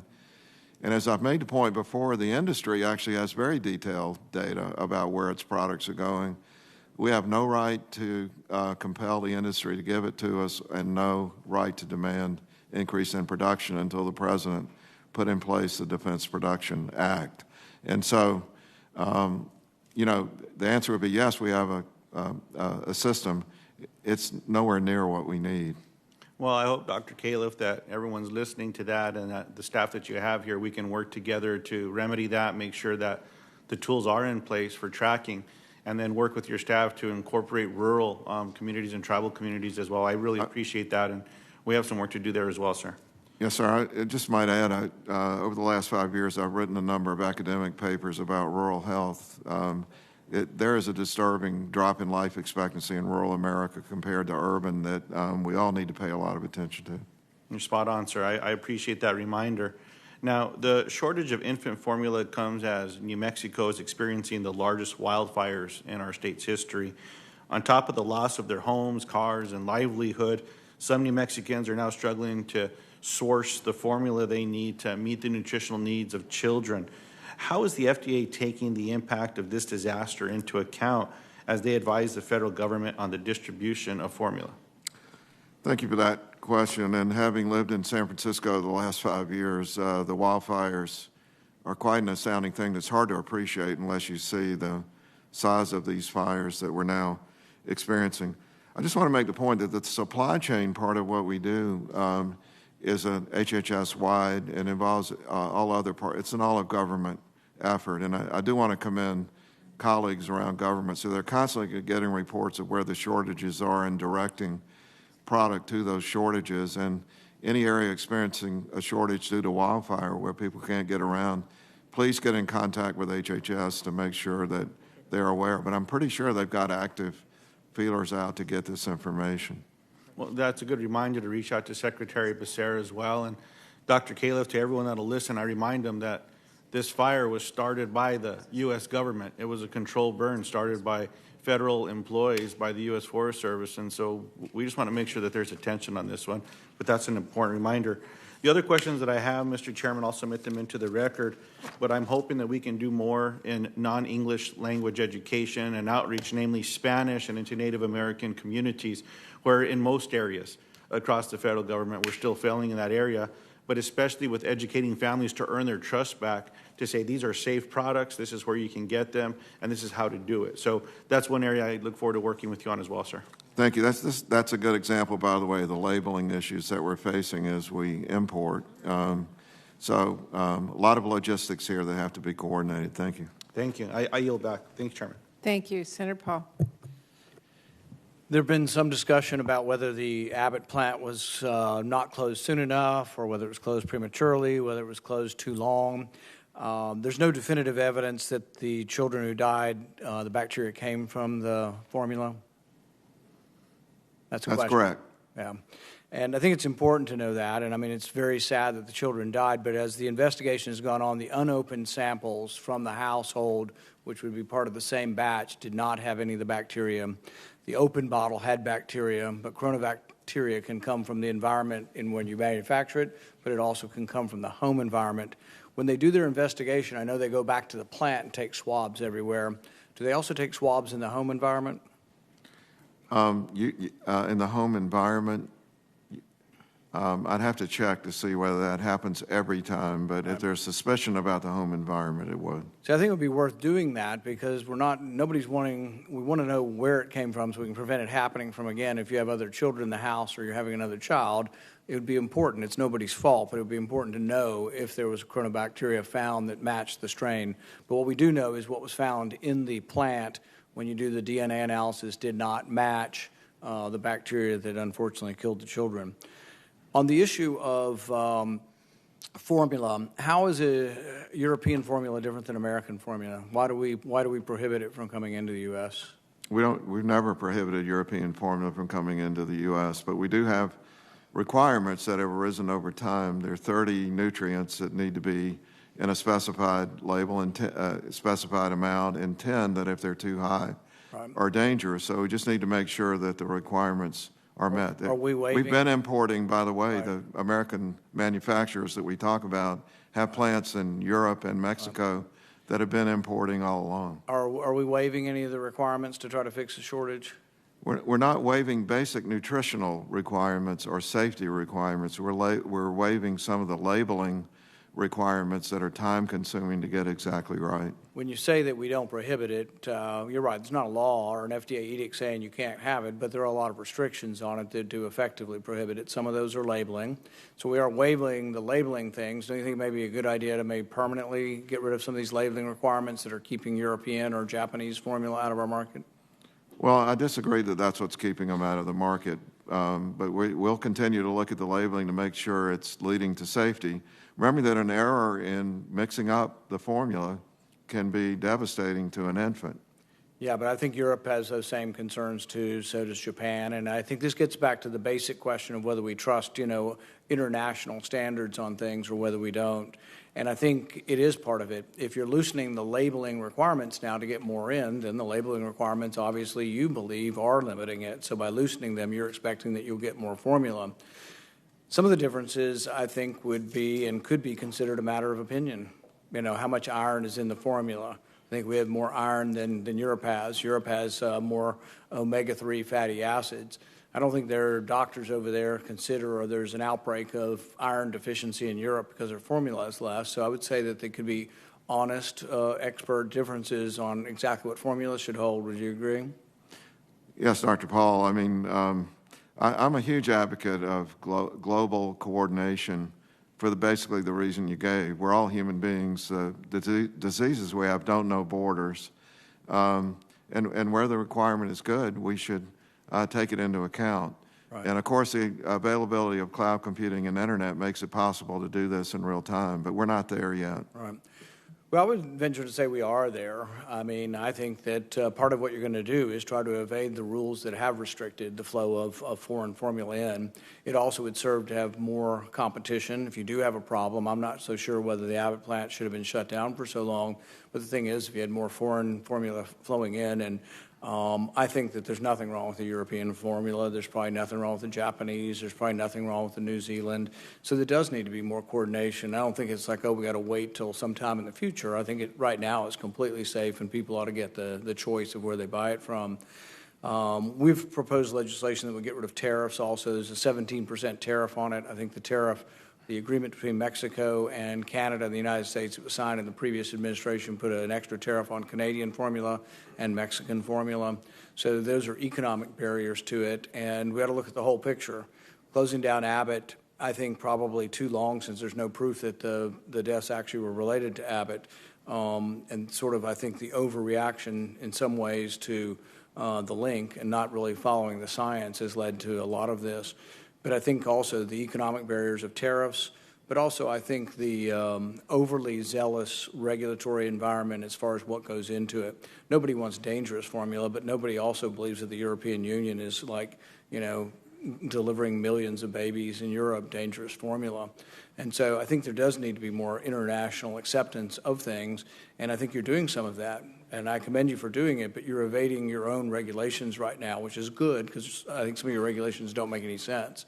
And so I think we should, by legislation, address, the needs of formula and see whether there's a dispute. I'll bet you we could bring in a whole panel of scientists that agree that the European formula is just as good as ours or better. And it would be a dispute. And there are probably hundreds of papers written back and forth over what the level of iron should be. So I don't think there's any ironclad truth.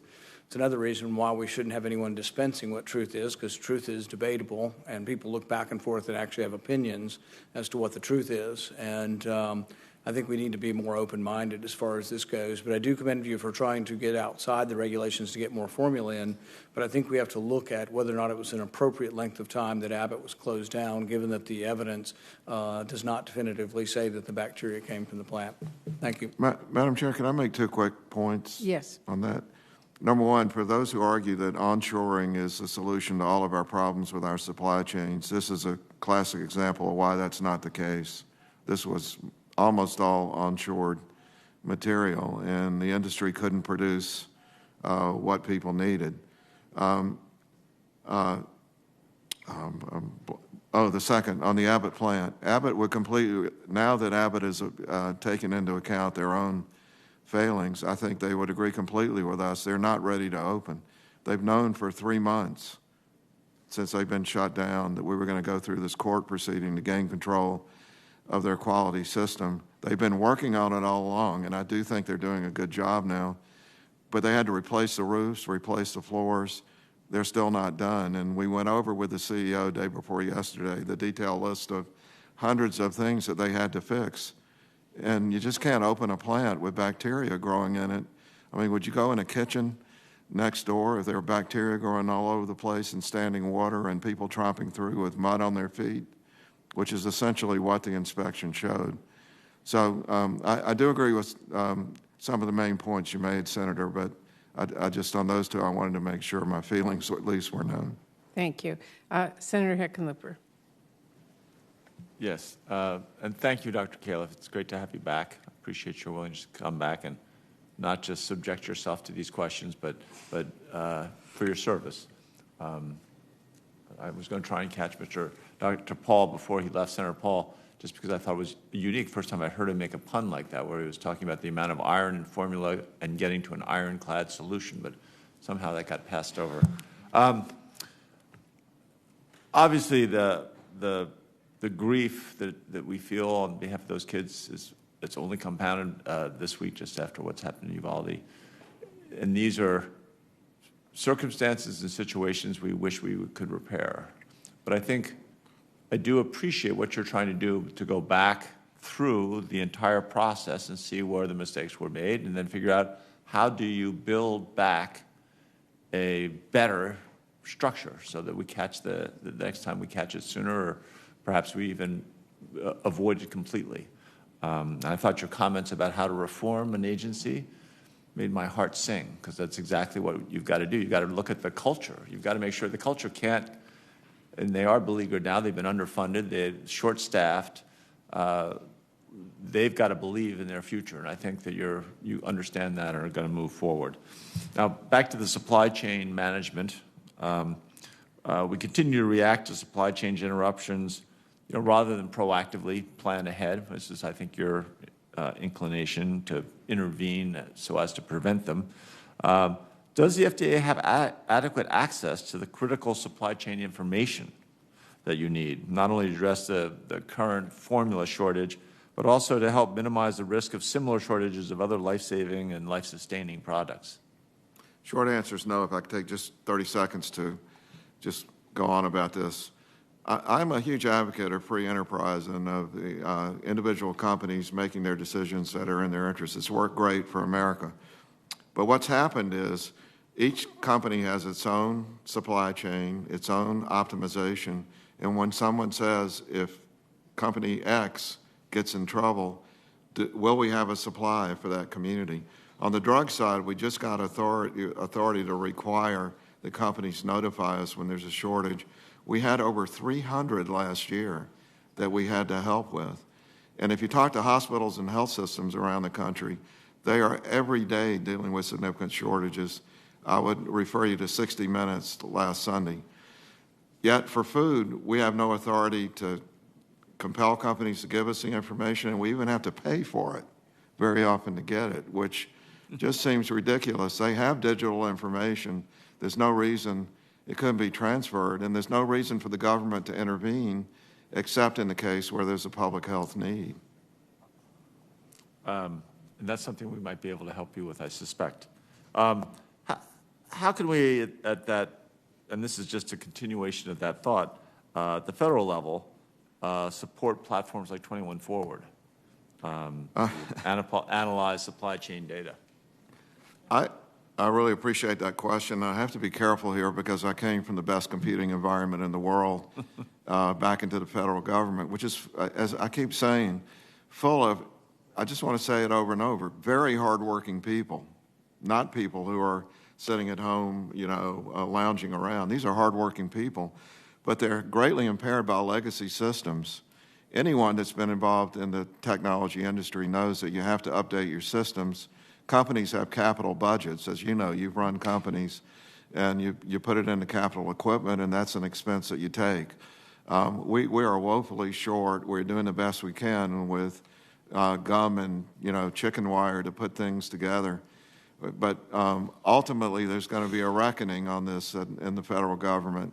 I would also point to CMS as a group that needs help, with whom we're doing a lot of work. But on the food side, we just need fundamental funding and technology to enable us to do our work.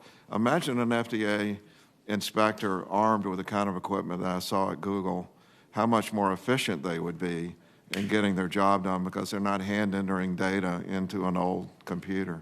Exactly. Well, at some point, we did an infrastructure bill this year in the Senate that was bipartisan, and I think maybe one of the next big things we should look at would be a technological infrastructure for government, because we are, in almost every agency, decades behind, not just a few years out of date.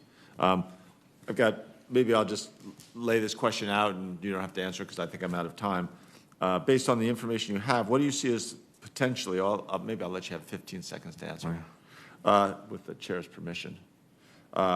What's the next supply chain crisis for critical foods or drugs under the purview of FDA? What do you see as looming problems?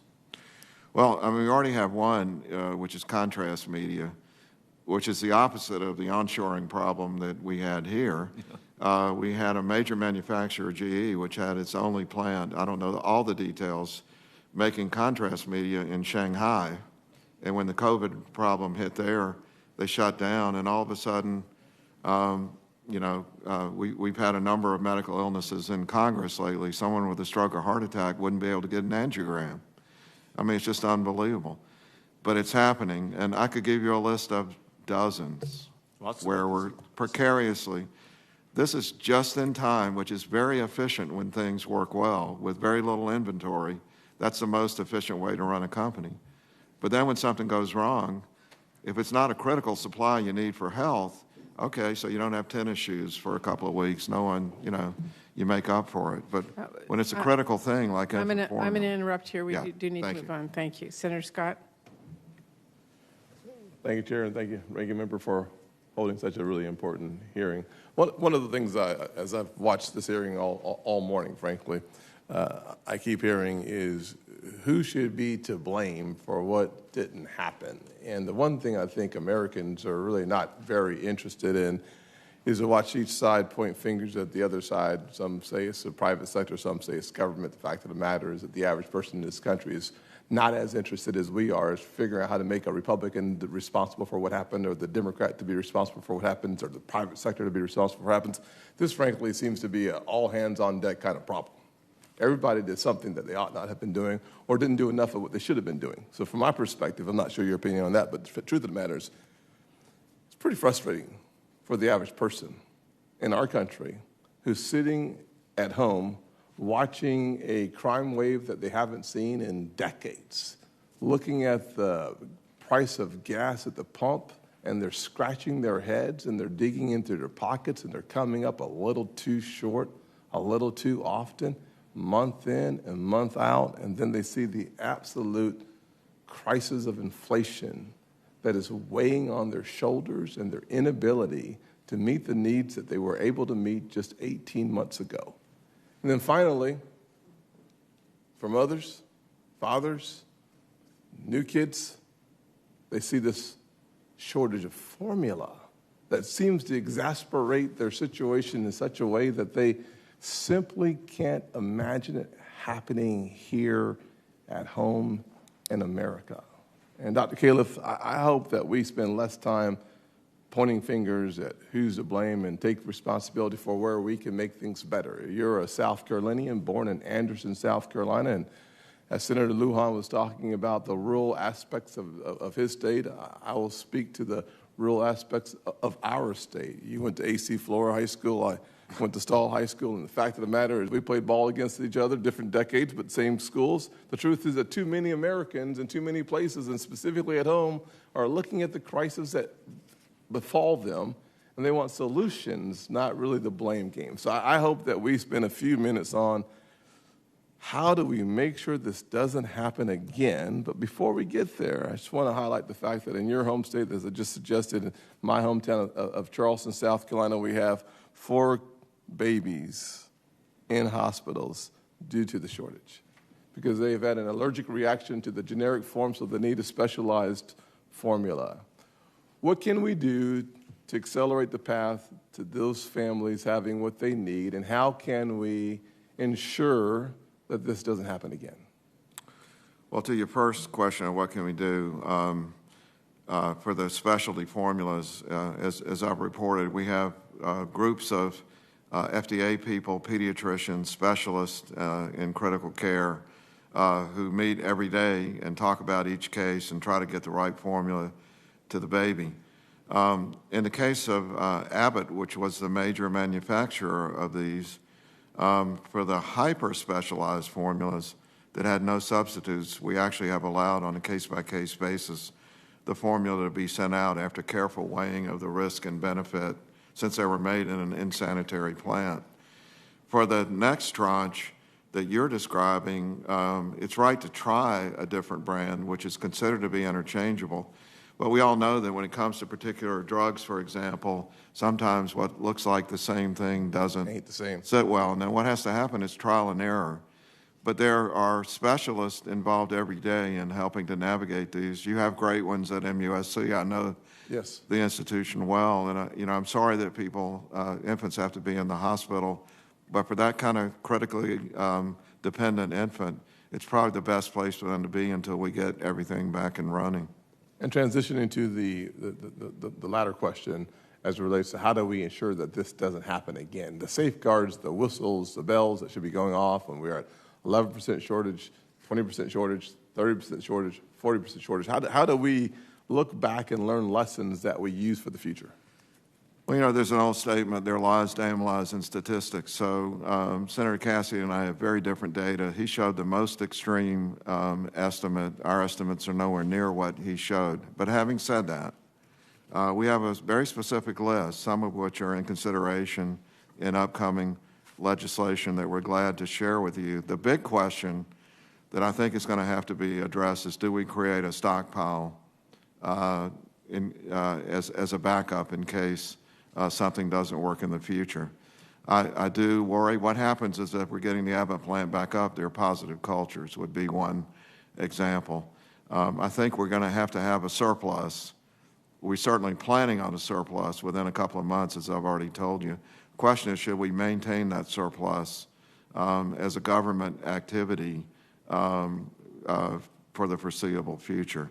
And that's a question we're all going to have to discuss together and make a decision about. Thank you. Senator Baldwin. Thank you. Thank you, Dr. Calif, for being here. I am aware of the resource constraints that the agency is under. But I want to make sure, moving forward, that the FDA has the resources it needs to keep all of us safe. But I'm not sure that this crisis is solely due to a lack of resources. As was indicated earlier, there was a sort of in-depth review in the Politico back in April of the food safety not being a high enough priority, a big enough priority at FDA. And it's part of why we're here. So the failure to prioritize food safety has put infants at risk.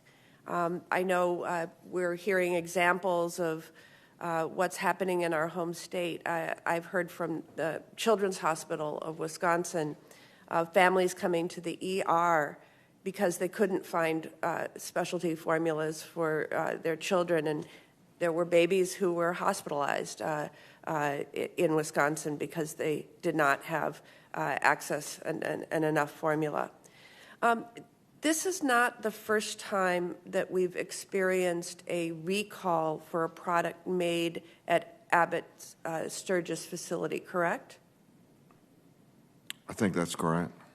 I'm aware of a recall that occurred in 2010 and a citation that was issued to the facility in 2019. Is that striking? Yes. Okay. Yes, I actually have a chart, but I had forgotten the exact date, so I apologize. Yeah. So in the past decade, given that history, how many inspections did FDA conduct at the Sturgis plant, given a poor track record evidenced by the prior citation and recall? There were a whole series of inspections, as you know, leading up to 2019, most of which did not show any major problems. And then we had the most recent inspection, September 2021. I think I could get the exact date. You know what it is. It found 5 citations, including inadequate hand washing and standing water in the facility and several other infractions. That led to what's called a 483, which is a written citation, and then the company's responsibility is using its quality systems to fix it. And you're already anticipating my next question, but before we jump into the September 2021 inspection, would you agree that additional inspections and better oversight of this plant were warranted based on past performance, but especially because of knowing just how critical this plant is to our nation's supply of infant formula? Yes. Okay. So in September of 2021, FDA officials entered the Sturgis facility and, as you indicate, found pooled water, and they also discovered that the plant had found Chronobacter in a finished powder formula lot from June of 2020. But according to reports, the inspectors did not swab for the bacterium during this September 2021 visit. Is that true? They sample the product, but not the environment. So I think the way you asked the question, you're correct. Okay, so to be completely clear, we're talking about powdered infant formula being manufactured in a facility with a leaky roof, with cracked spray dryers, with puddles on the floor, and this same manufacturer knowingly disposed of a contaminated product, and yet FDA inspectors did not swab for samples. Well, at the time, the leaky roof I don't think was known, but everything else was. So the intent of your question, you're correct. Okay. Thank you, Madam Chair. Senator Braun. Thank you, Madam Chair. I'm going to have 2 lines of questioning here. One is about the industry itself. I've been a proponent since I've been here because I come from the realm of full competition, price transparency, markets that have hundreds of players in them. I know it's not your bailiwick, so to speak, but do you feel comfortable where you'd have 3 companies that control 98% of the supply of baby formula, and when it comes from the specialty formula, 75% by one company, Abbott? Is that a good place to be, and how much of that concentration is due to regulations and the involvement of FDA along the way? It's kind of a broad question, but... Well, I'll give two. I mean, there's a short answer to the first part of your question. No, I'm not comfortable. It's not good for the country to have such an undiversified supply chain and manufacturing chain for a critical product like that that's used by so many people. I don't think FDA regulation is at the basis of that. Anyone who meets the criteria within the U.S. or outside the U.S. that wants to import can bring formula into that market. We don't restrict the market, and we have absolutely no control over the market. So I think that just I want to be on record that that is not a free market. That's an oligopoly minimally. It's a monopoly very nearly. So, and that's not only the case in baby formula manufacturing, it's a case in a lot of our ag markets, our broader healthcare markets for sure, and something has got to be done if we're not going to have issues like this, even if a company does pretty well most of the time. Got a question about the Wic program. Is there a peculiarity where on anything that goes into it can only be gotten from one company, or in that particular, which I think is about 50% of where baby formula goes, is that something that the FDA has directed, or am I off base that that's even part of the way the system works? The Wic program is run by the Department of Agriculture, so it's completely outside of the scope of the FDA. Okay, so I'll deal with that with the Ag Department. Let's look at the timetable of when it looked like things were heading in the wrong direction.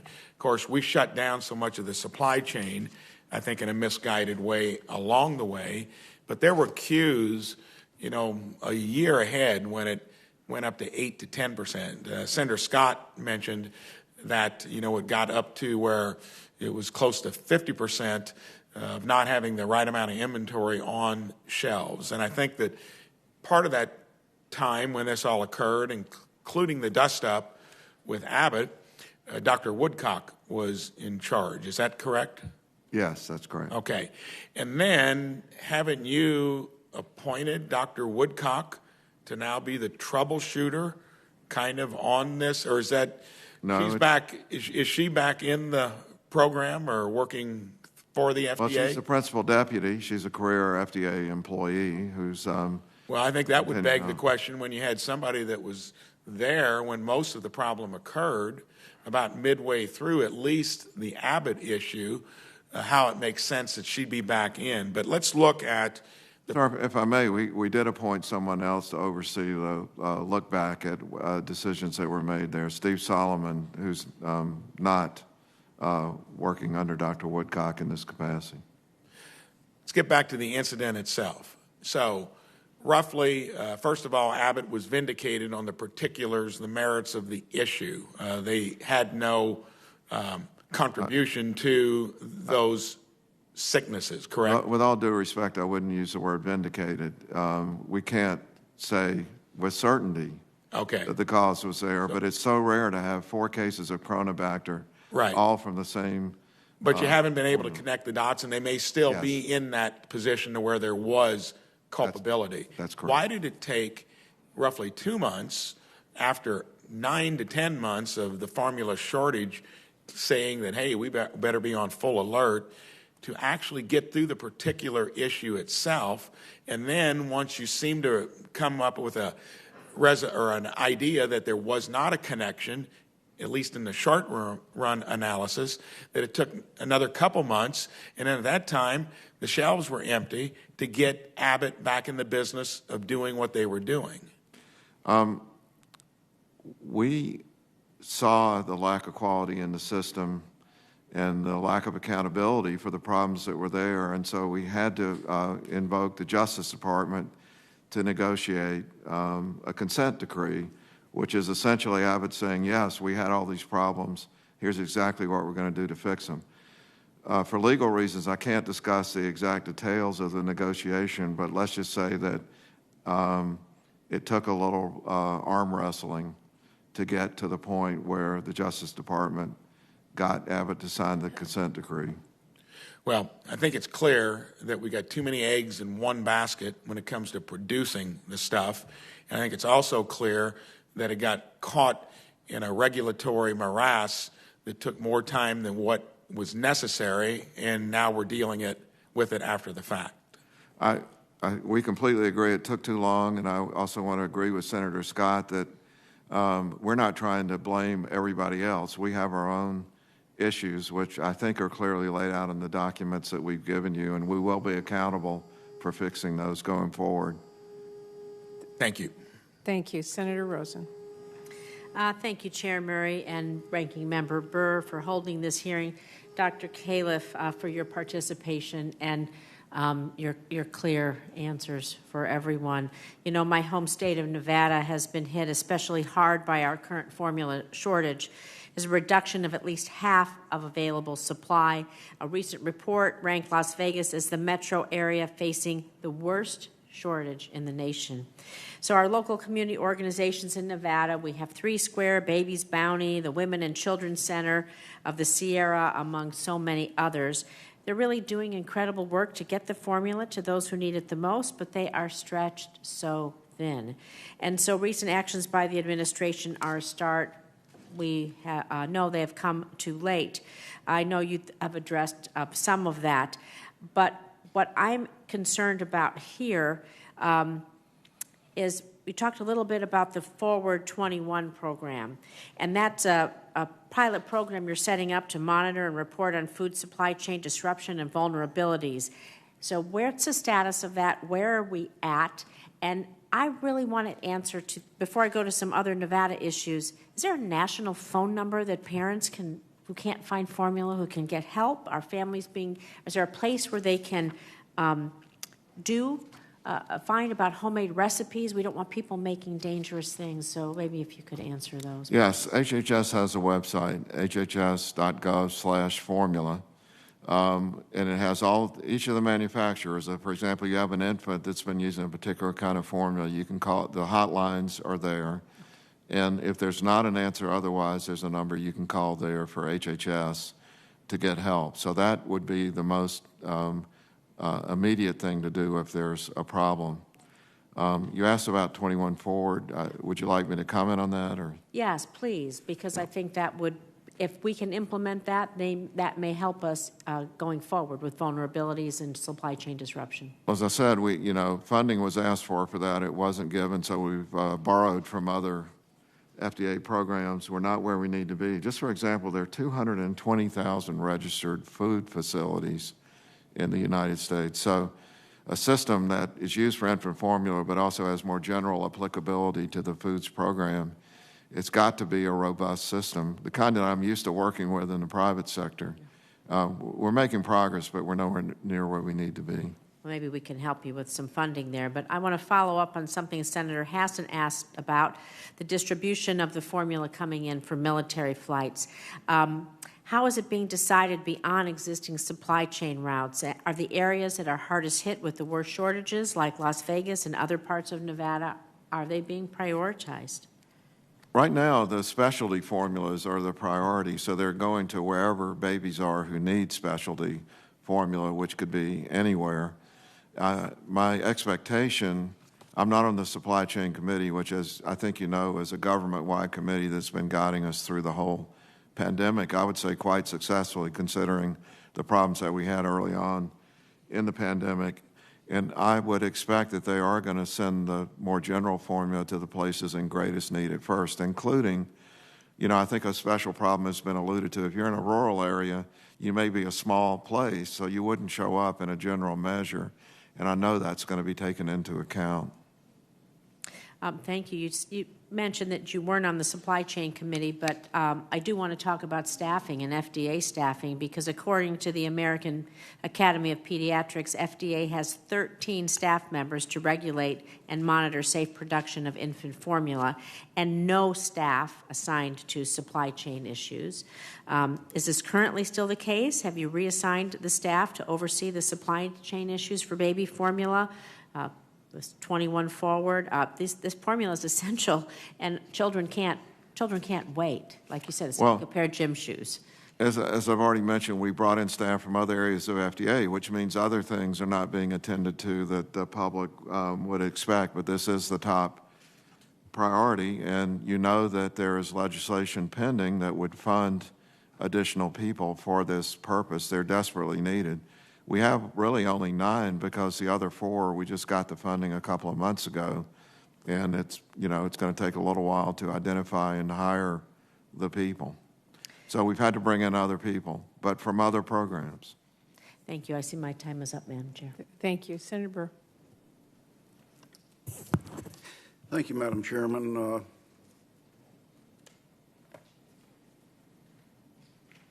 Let me just say this, Dr. Calif. I'm not sure that there's a seated member of Congress that's defended the FDA workforce more than the one sitting in front of you and the role of the FDA.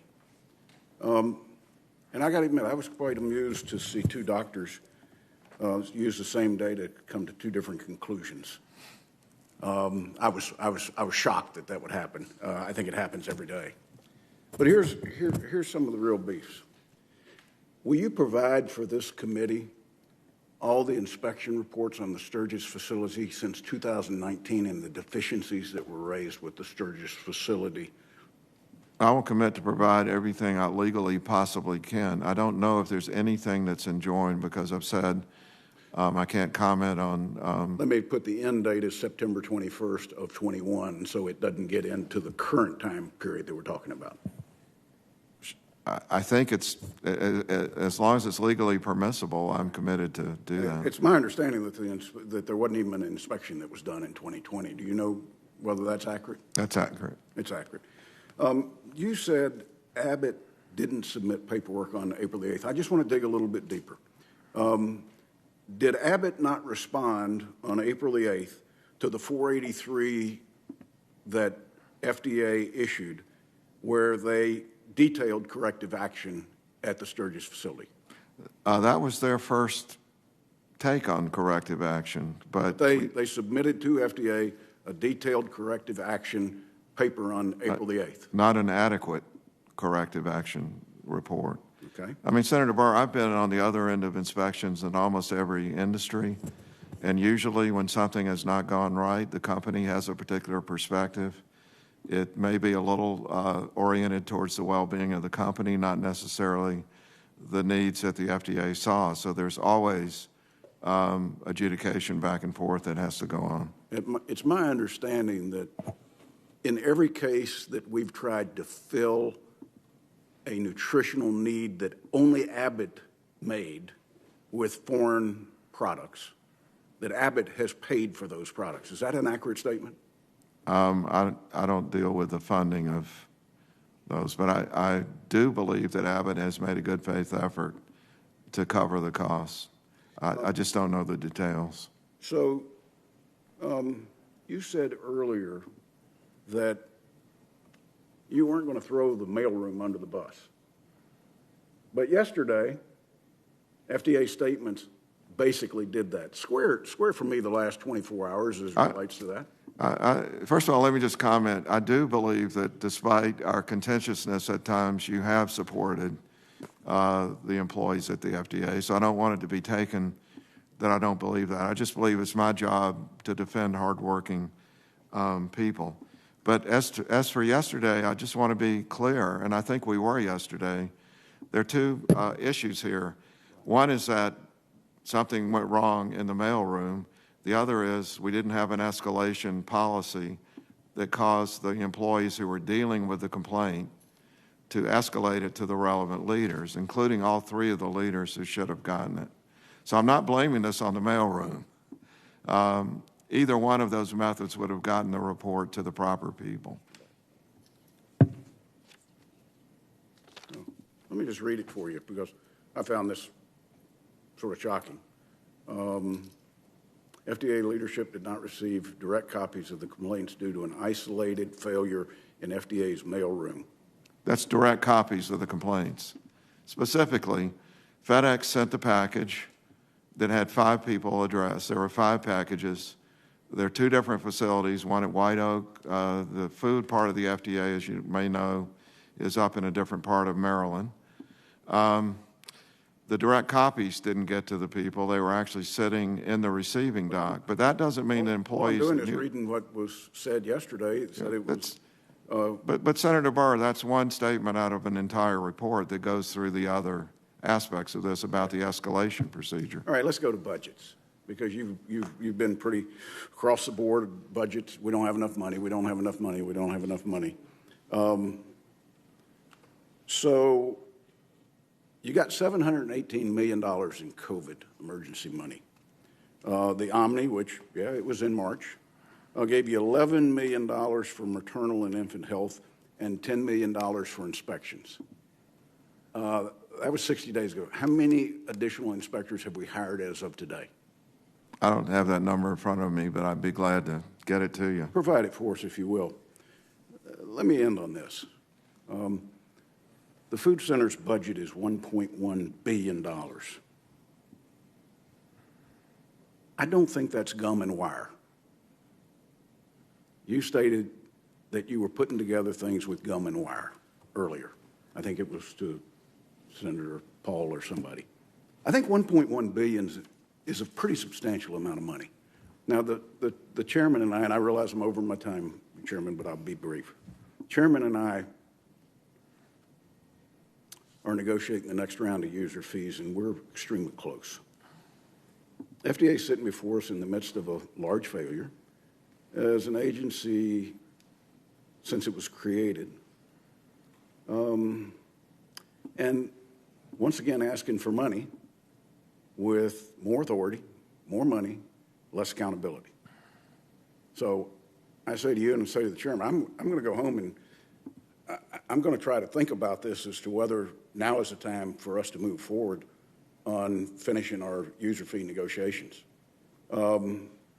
It may be that finding all the answers to this question is increasingly more important than expediting something that really doesn't have a finality until the end of this year. Madam Chairman, I'll work with you as aggressively as I can on this, but I also want to work with you as aggressively as I can to get the answers to the questions that are unanswered today on infant formula. I yield the floor. Thank you, Senator Burr. That will end our hearing today, but let me be clear, Dr. Calif, it will not end our focus on this. I'm going to keep pushing to see that plan I mentioned earlier. I asked for it weeks ago, and I will not stop pushing until I see it. This is life or death, and Dr. Calif, it simply should not have taken this long. I'm going to keep pushing to get formula on shelves and to families and babies. I'm going to keep pushing to get answers for parents in Washington State like Mac, my constituent, about how they can get what they need. Because Mac did speak with his pediatrician weeks ago, and they could not even find a sample can. And let me be clear, just asking parents to call HHS is not an answer. Parents from the Tri-Cities where he is or anywhere else should not be trying to figure out this for themselves on Facebook. This is a national crisis. It involves international supply chains as well as nationwide distributors and retailers. It is unacceptable to leave families fending for themselves. Parents like Mac need one simple place to find information they need and get help. We need one clear coordinator managing this multifaceted problem and helping parents and hospitals and pediatricians and state officials and everyone get what they need to figure this out. This should have happened days. This should have happened months ago. This shortage should never have gotten so out of control. And understand, I am ready to work with you or anyone else to fix this, but I'm not going to stop pushing everyone I can. You, HHS, President Biden, Abbott, other formula manufacturers, to do everything you can to fix this as soon as possible and to make sure that this never happens again. With that, for any senators who wish to ask additional questions, questions for the record will be due in 10 business days, June 10th at 5 p.m., and this committee stands adjourned.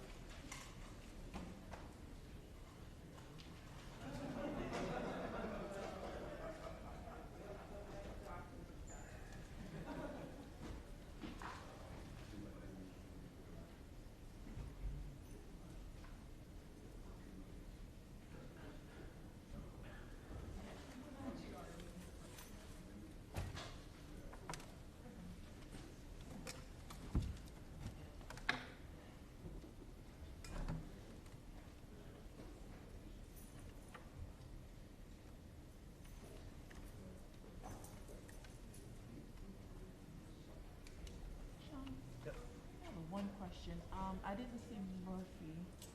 Murphy or would know. Markowski.